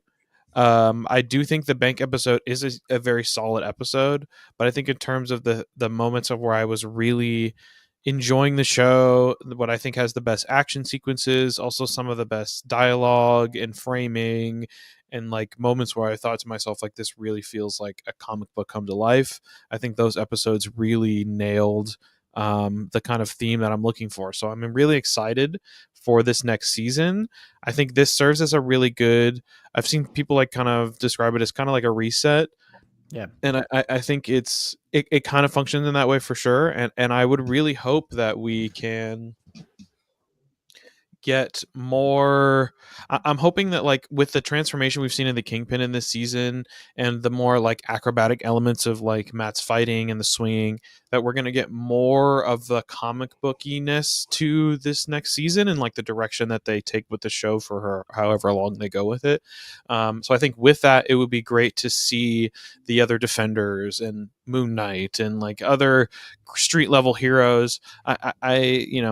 Brody said earlier that like this is like an Avengers level threat, and I actually disagree. I think this is precisely the kind of thing that is not an Avengers level threat. This is a specific city that has a power outage and some minor petty crime. This is a Defenders level threat, maybe. Like this is definitely a team type thing, but there's no cosmic powers, there's no big superpowered entities. Like this is all just mass crime on a very large scale and violence on a large scale. But this is definitely something that hero box that can't really fit into the Avengers stuff. This is where they get to sit very nicely. Like I do want to see Daredevil interact with the Avengers in some point and interact in some point with these characters, but like in my mind I'm not like, yeah, I want to see Daredevil go up against Doom in Secret Wars or something. Like that's not what that character is for. That would be out of his realm. So it's really cool that they're building up this kind of larger crisis that is still on a ground level, and I'm hoping that that's going to lead us in season 2 to having another Punisher cameo, like having Matt as a character interact with these other vigilantes, these other superhero elements, and giving us more of this kind of like comic book feel that I think they've done a really good job at delivering on, while still keeping that comic book feel grounded and not jumping straight to like the cosmic superpower space stuff that we've seen the MCU very quickly just like ramp right up to. So I think overall, I think it's a great season. I'd recommend it to people that like Daredevil. I think it's better than what we would have got if they didn't do a rewrite for sure. And I'm just kind of like, I don't know. I can't really complain too much because this is exactly what I've been asking for them is to do when they do these spin-offs, instead of trying to make them all generic MCU-ish fit in the box, let them be what they need to be. And that's what they did. They let us see the Kingpin squish a guy's face in his jaw, kind of like dangle, to drive this kind of real world weight, violent story that they want to tell. And that doesn't have to be for everybody. Some people will not watch this. Some people will watch it and be like, that's too much. I'm not into this. And I think that's fine. That's a good thing that they're making choices in big swings that some people will enjoy and some people won't enjoy. And I think they need to do more of that. More like Agatha, put that witch stuff in the witch box, let people do the magic space. Here you have the gritty real world crime violence stuff. Like that to me is where they're really going to, in this next phase of Marvel, be successful. Of if they're going to do all these spinoffs, which we know they're going to do, just be like comics and give the writers the freedom to be like, tell the story you want to tell instead of trying to fit everyone into these nice, neat little boxes. Right. Ladastro sort of brings home what Nate's saying. They resolved that the first iteration was going to be a bomb and they corrected that. And look, that's kind of, in a lot of ways, Marvel, and by that I mean Marvel Studios, gets a bad rap for, hiring and firing directors and changing visions and things, but clearly they do have a sense for this is what we think is going to work. And what was turned in for Daredevil Born Again was like, no, Kevin Feige very specifically felt that it wasn't going to work. So yes, when you have Disney footing the bill, you can have a little bit of some latitude to changing it. They understood we're going to make it as good as we can. We cannot reshoot 9 episodes. I know they weren't done yet, but we're going to do what we can to make sure that these are really good. And then we're going to hit the ground for season 2 and make them great. And I do think that's important. There's times where when I hear that a movie is going to miss a release date because not because that they realize it's going to be Craven. And it's like, yeah, we are a year out from that movie and we know we're not going to make it. So now we're going to have to take some more time. Great. Especially when it comes to CGI. For putting effects in, take as much time as you want. There's no movie that I need to see so soon that I want the CGI to be rushed. So I agree, Nate. I think that they took as much time as they could. They gave us what I think was a very good first season.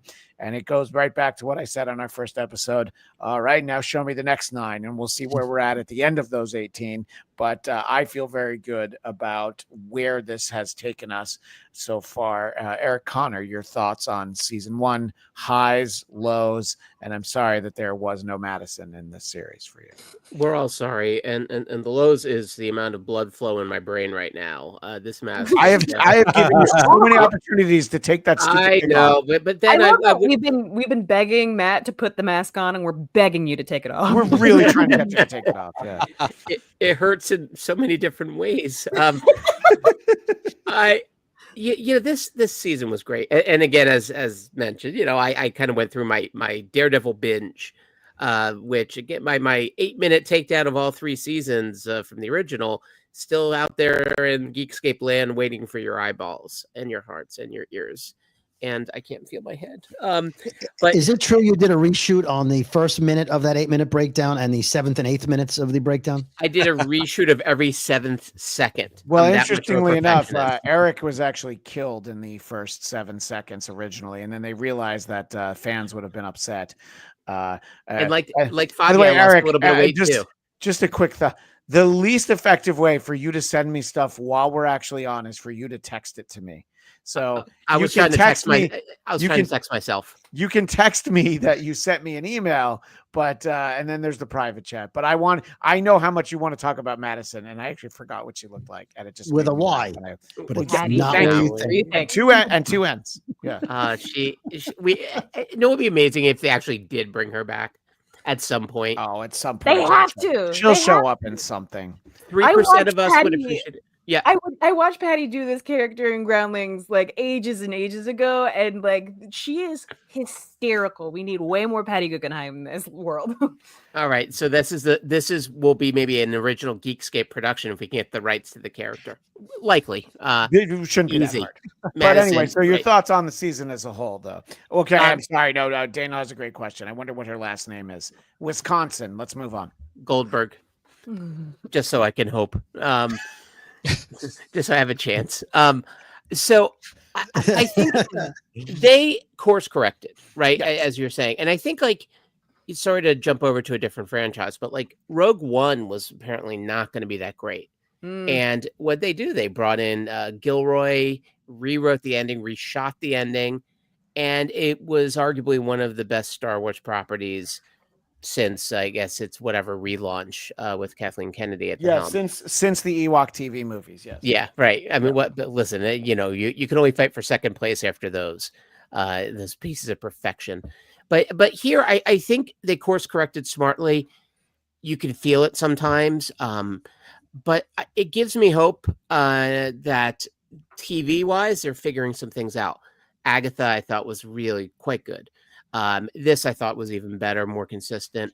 And we've had Captain America's the Brave New World did not do it for me.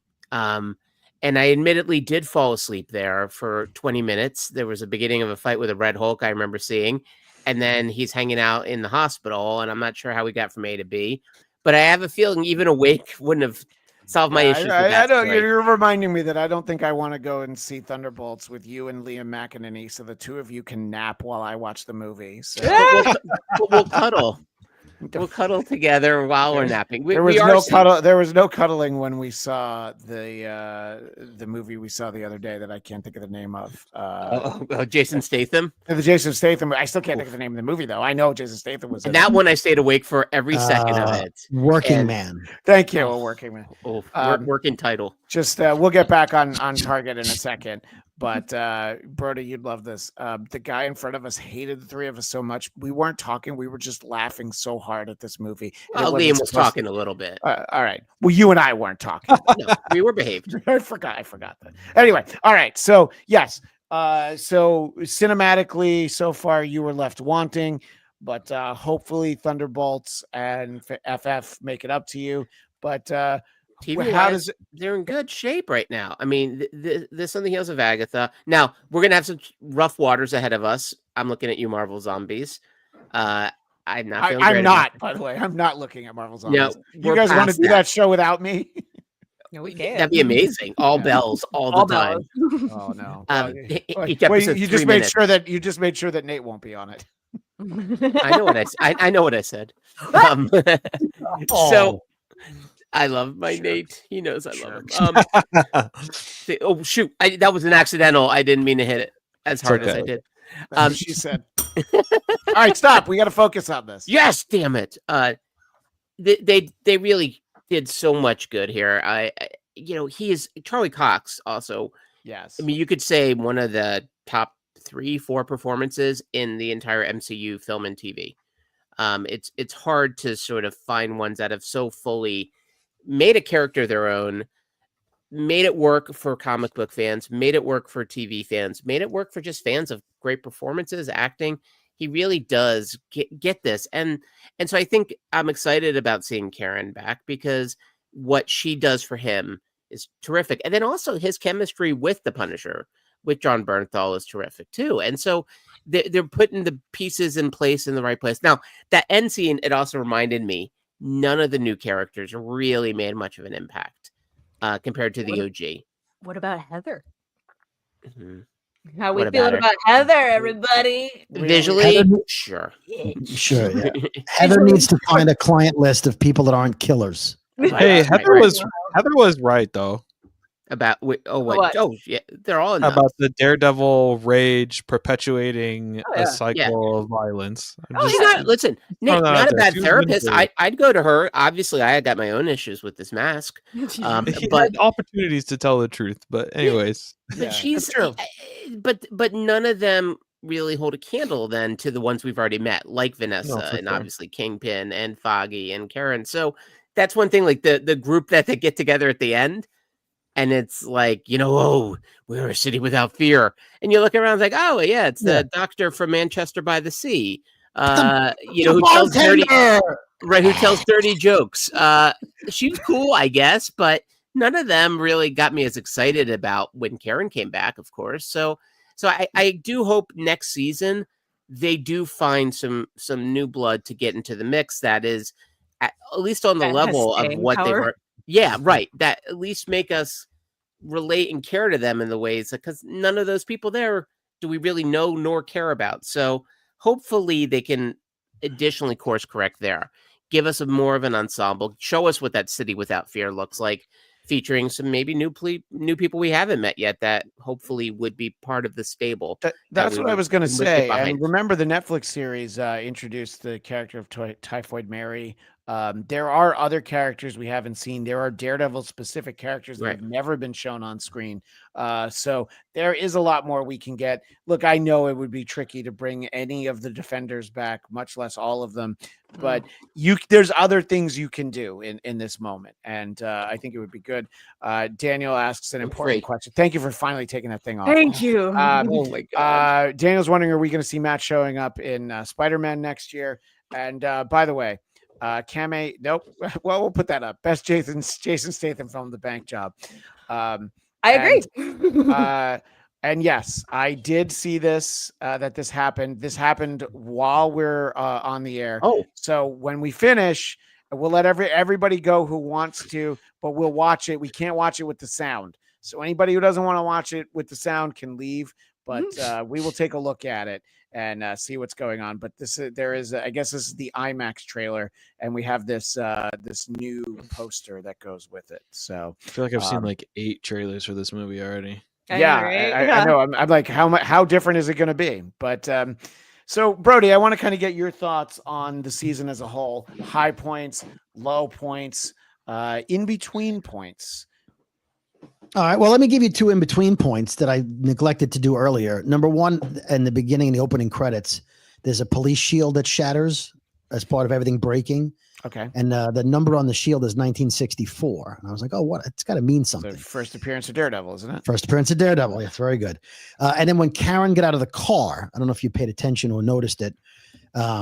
They played the theme of the Daredevil season 1 when she got out of the car. That's what it was. I did not catch that. So that's a great job by you, Brody. Good job. Nice work there. Thank you. As far as this season, except for the one episode we all agreed was terrible, 6 or 7, right? We just didn't. Yeah, so we didn't love 7. Yeah. 7 was a train wreck. I would say that the shortfall for me was Muse went by too fast. I think he's a great villain. I'm wondering if they bring him back after Secret Wars in a variant that has the powers he does in the comics. I think that would be a way to bring him back, in a year or two in Secret Wars. Other than that, I'm sad about Foggy. I'll never get over that. I don't know how they're bringing him back for next season. If they Elektra him back to life, or again they multiverse him back, I don't know.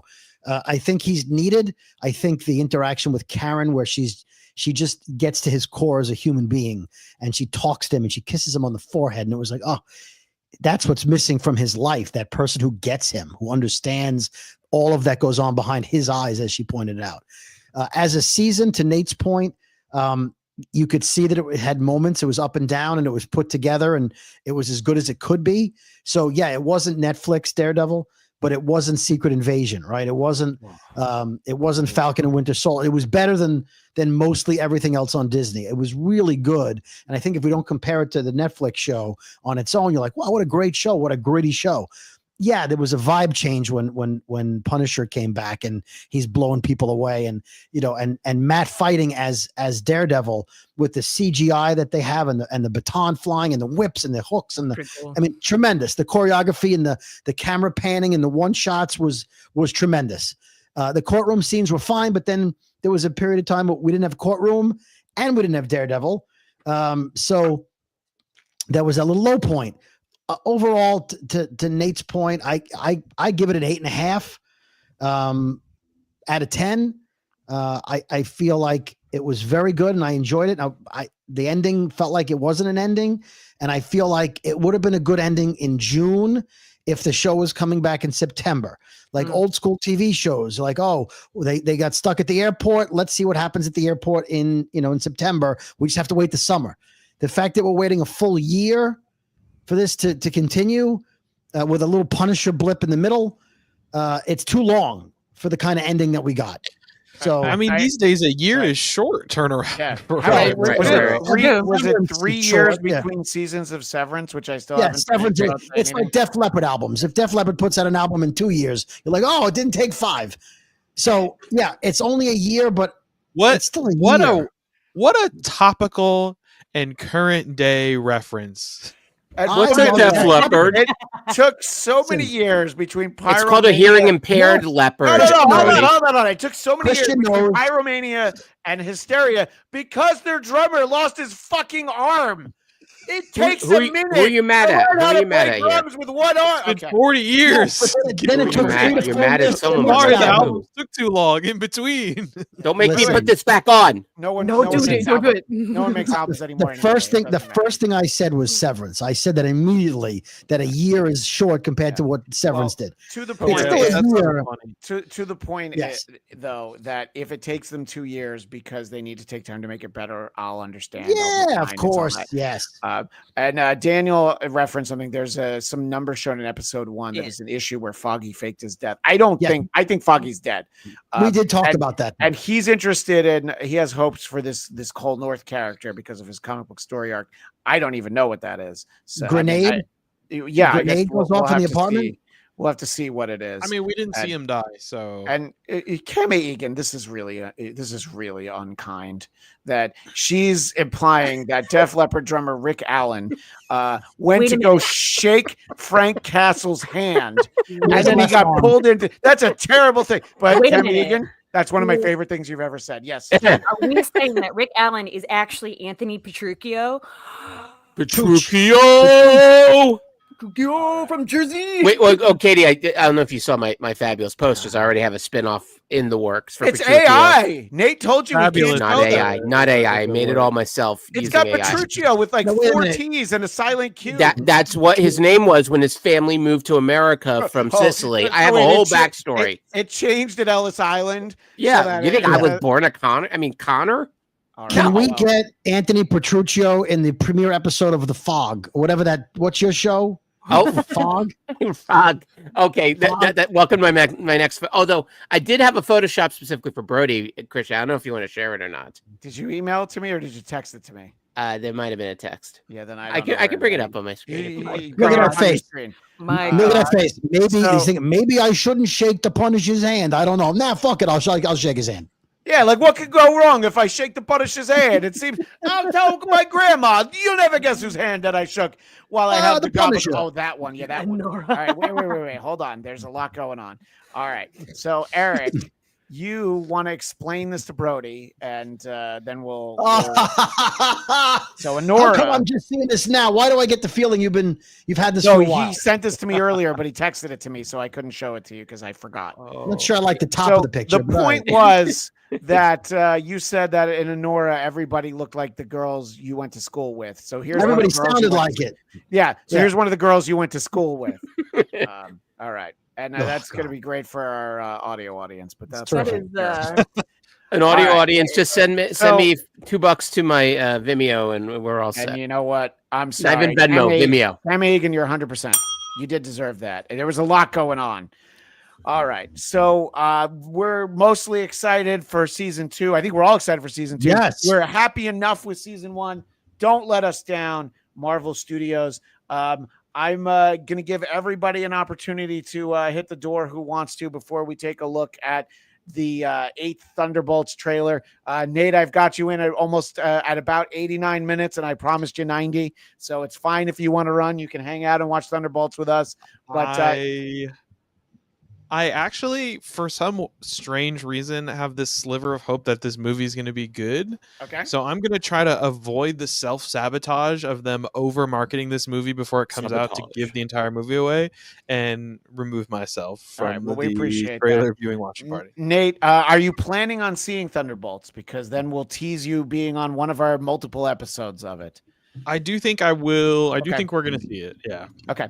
Well, that'll be great. And in the interim, let people know where they can find you, Nate. You can find me everywhere that you find people at Dog Like Nate. And that is where I tend to find most of my people. So we appreciate that. Well, thank you, Nate. Glad you were able to hang out extra for our extra long episode. And I'm going to let Nate leave before the bell goes off. Bye, Nate. See? You can still hear it, though. He's backstage. So good to see you, Nate. You didn't get away in time. No. I'm sorry. No. All right. Well, we appreciate that. Anyway, always great to see Nate, and fun to have Phil on this episode. Glad that Katie's here. We sent the invites out to some other friends, but not everybody's schedule worked out. But we have already talked for 2 hours about Daredevil Born Again Season 1, and a surprisingly large amount of McDonaldland talk. I'm not going to lie. I did not expect to get as in depth on that. And I had Def Leppard talk at 0%, and yet there we were. So that's why people have to watch and listen to the show. It's worth subscribing if you get the audio version. Make sure we will have some fun stuff coming up in the weeks ahead, and then we will be hitting it hard with Thunderbolts. Does anybody need to go? Because I'll let you get your plugs out of the way. Eric, do you need those? Eric, do you need those paddles like when your heart stops? No, don't put it back on. Stop it. It's on top of the hat. It's okay. I'm okay. I feel nothing. Right. No, I do have to roll, but lovely seeing you people. Fun hanging out with you in the Devil and Jersey and New York. Yeah. And Connor, go find me. And you'll be back when we do Geekscape Book Club about Creature Commandos. So right. Looking forward to that. Yeah. So we'll talk about that. All right. Thank you. And Katie, looks like you need to go because you've been podcasting for very long. And I think you might have talked to Matt Kelly longer than you did to us. So that means you like Matt Kelly more than us. Matt Kelly. Although it wasn't just the two of you. So it was not just the two of us. Yeah. It was also my former professor, which you can catch that episode coming up soon on the Christian Cringe podcast. Subscribe to that. It's very fun. We talk about a lot of things around the Christian community and either deconstructing or promoting. So it's I know a lot of my family is pretty sure that I am instigating Satanism or something, but we're not. We're really just talking about Christian culture and some of the ridiculousness of it. So it's a very fun podcast. I highly recommend it to anybody who's either of the faith or leaving the faith. Listen to it with your family over Easter dinner. I think Yes. that's the time to enjoy Christian cringe. Well, thank you, Katie. And you can be found at El Sassy Pants. Napping through happy hour. You will be with us talking about Thunderbolts at some point. Absolutely. So thank you, Katie. Glad you were able to be with us. And Brody, I can't let you leave now. I said everybody can leave, but then no, I gotta go. I'm doing a Jewish cringe podcast. I gotta go. I think that's the season 1 of Seinfeld is what that was. The whole Curb Your Enthusiasm, either one. Yeah, right. Either one of those shows. We appreciate it. So in any case, let's take a look. I haven't seen this yet, and maybe it's going to be the exact same footage that we have already seen. And it's going to lose something because we're going to watch it for the first time. But usually when you do those reaction videos, the people watching it would be able to hear it. And there's not a way where I can like sneak the audio into our headset and it doesn't go out on the stream. Let's put it this way. There probably is, but I have no idea how to do that. I have my phone ready, so I'm going to hit the video on my phone when you hit it. So I'm going to hear it here. Are you really going to do that? That's very smart. I am not smart. So then turn off your mic though, because the whole the mic's gonna mute. The mic's gonna mute. The whole point of me muting it is so that we don't do that. So I hope that everybody in the chat is excited to hear us talk about this. Oh, everybody in the chat getting tipsy. So here I told the whole point of doing this was so that I put it in a separate window so that I would be able to find it again. But guess what? I lost it. I have it now. But as I was kind of vamping, I was like, where is this fucking thing? All right. So we're going to take a look in a moment. We're going to get right over there. And I'm excited for this movie. I'm looking forward to it. I look forward to everything. I got my seats for the Thursday night premiere. All right. Well, you'll be ready to chat with us then. We're not going to talk about it Thursday night probably, but maybe on Friday. I don't know. We'll have to find out. But good Lord, I have a lot of tabs open, Brody. I'm just going to have to move it to a different tab. Brody, while I do that, let's get your plugs out of the way. Tell everybody where they can find more David Brody. Well, you can find me on most social media at David Brody, or I think you can find me on TikTok at David Brody 12. Nothing to see there, though. And you can find me on the Brooklyn Boys podcast, wherever you get your podcasts. New episode comes out in a couple of days. In a couple of days. Episode 333. We recorded it today. I think we're releasing it Monday after the holiday weekend. Did you record it at 33 1/3? Or is that? Yes. Okay, and at 3:33 p.m. All right. So so here, I'm gonna mute Brody. And as am I. Yeah. So he's muted. So we are gonna take a look at it, and he's gonna hear it. I'm just gonna look, and here is the latest trailer for Thunderbolts. And as Nate said, that this is probably the 8th trailer we had. We'll even get a shot of Natasha. And now there's something to be said for that. We get to see Natasha here, which is interesting. And I know our audio audience isn't even seeing this, let alone not hearing it. So that'll be something for them to check out after they listen to the podcast.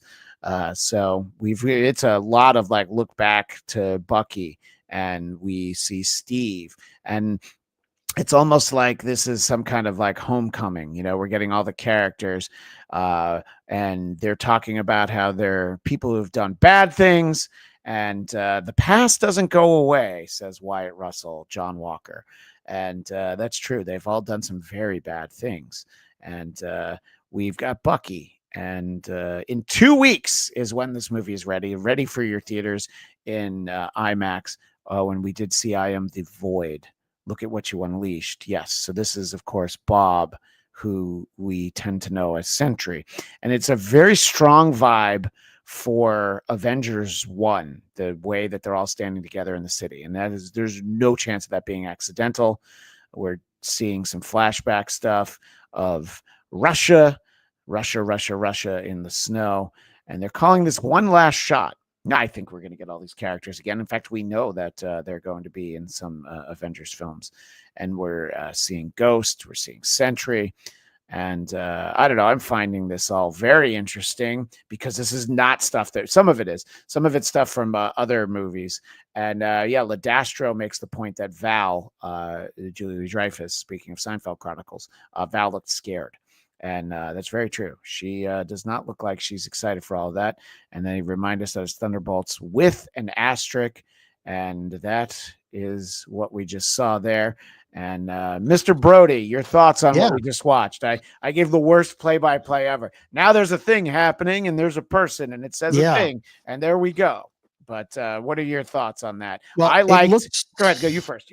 No, it looks great. It looks like they're all preparing to die. The dialogue was, I have regrets in my life. I have things I watched it with the captioning on, and I was learning some of that. The music was Under Pressure.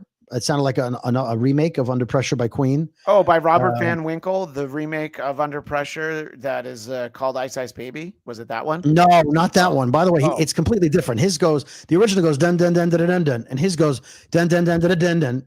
You know what? You're right. His is actually completely different. Thank you for reminding me. It's been a long time. I forgot. Yeah, that's Led Zeppelin. Anyway, I thought the trailer looks great. I think it looks emotional. I'm not convinced that people whose names appear in the Doomsday teaser, are all going to live. Yes, I think that's a safe bet for sure. I think they put people from the Thunderbolts. They listed their names in that movie so that we wouldn't think they die. Yeah. But I think more people die in this movie than they're letting on. Like we all think Taskmaster is dead. She's not in Doomsday. But I'm not convinced Red Guardian survives simply because his name is on the Doomsday chair. Well, I would appreciate that actually if they didn't say, well, look who's not in it. And I don't know. I feel like everybody whose name we saw in the chair, we saw there because there are people who are still missing. We don't see Chris Evans, I just think there's people who are on the chair that may not be in the movie. I see what you're saying. Yeah. Yeah. I think it's a mystery. I think it's possible Red Guardian dies in this movie and he's not. That Harbor is not in Doomsday, but they had to put his name on a chair because if he wasn't there, you go, oh, does he die in Thunderbolts? I think that's a great point. It is entirely possible. And I can't believe that it's only 2 weeks away because it's, we did just have Captain America Brave New World. That was only 2 months ago. Now we're 1 month away from that. And then we're going to blink, Brody, and we're going to be like a month and a half from Fantastic Four. Yep. And so I'm excited for all of it. Excited to talk about that film here on this show and in all those episodes. Thank you for Cam Egan pointing out that this poster and this trailer had been released. Much appreciated. And we've appreciated everybody who's hung in with us as we've talked about The Man Without Fear, and of course, Daredevil Born Again. It's always fun to get to do these shows when they're not called Secret Invasion. Brody, that was before your time. You did not get roped into Secret Invasion, and you're a better man for it. Obviously, the Brooklyn Boys is where people can find you. Social media at David Brody. And Brody, are you joining us when we talk about Creature Commandos on Geekscape Book Club? Yes, I already have my digital copy of that. And you know what's funny? I was trying to think if you were wrong. Did I do Secret Invasions breakdown? I did not. I did Loki and I did Hawkeye, and I think somehow I skipped it. I'm thankful for it. Yeah, because the fact that I don't remember whether I did it or not means I'm thankful I didn't do it. Yeah, no, and yeah, we've mentioned that show far too many times on this episode, and look, the chat usually feels this way. Don't ever mention that show again. You're absolutely right, and Ladastro, I agree with you. It's been good to have a steady stream of Marvel content this year. And Daniel, I hope I got to all your points. You're always so good at bringing things up, and it helps me think of things. So, Daniel, thank you for hanging in there. Ladastro, and of course, Cam Egan, everybody who popped in during the course of the show. Even Chris Tuttle did a drive-by. I think I saw Sam Bibley in there at one point. So we had a ton of people, and we appreciate that. And join us in, I think I said 2 weeks from now. Is when we're going to do. It'll be Wednesday at 3 p.m. Eastern, noon Pacific. Wednesday, April 30th, I think, is when we're going to talk about Creature Commandos over on the Geekscape Book Club. Our show we'll be back with our coverage on Thunderbolts. But I'm also doing an episode where I'm going to interview an author named Jeffrey Brown, who is doing sort of like a very kid-friendly X-Men book for kids. And people with kids might know him. He's done like the Darth Vader and Son and Darth Vader and Daughter books. So it'll be fun to talk about X-Men in a completely different capacity. That episode will release the day that the book comes out. And I know what day we're recording it, but boy, I don't. Oh, so that episode will premiere Monday, April 28th. So you'll see me talk to him about that. And Very find good. me. Oh my gosh, Chris Tuttle still here. Very enjoyable. Thank you so much. So yeah, and you can find me on social media at Christian DMZ. My personal podcast, The Blattcast, BLADTCAST, and of course, the show that I spent a weekend in Nashville recording 9 interviews for 100 songs that define heavy metal, hosted by Brian Slagle of Metal Blade Records. You can find that wherever you find podcasts. But Awesome. That is all the time we have for now. As the great Stan Lee would say, Excelsior!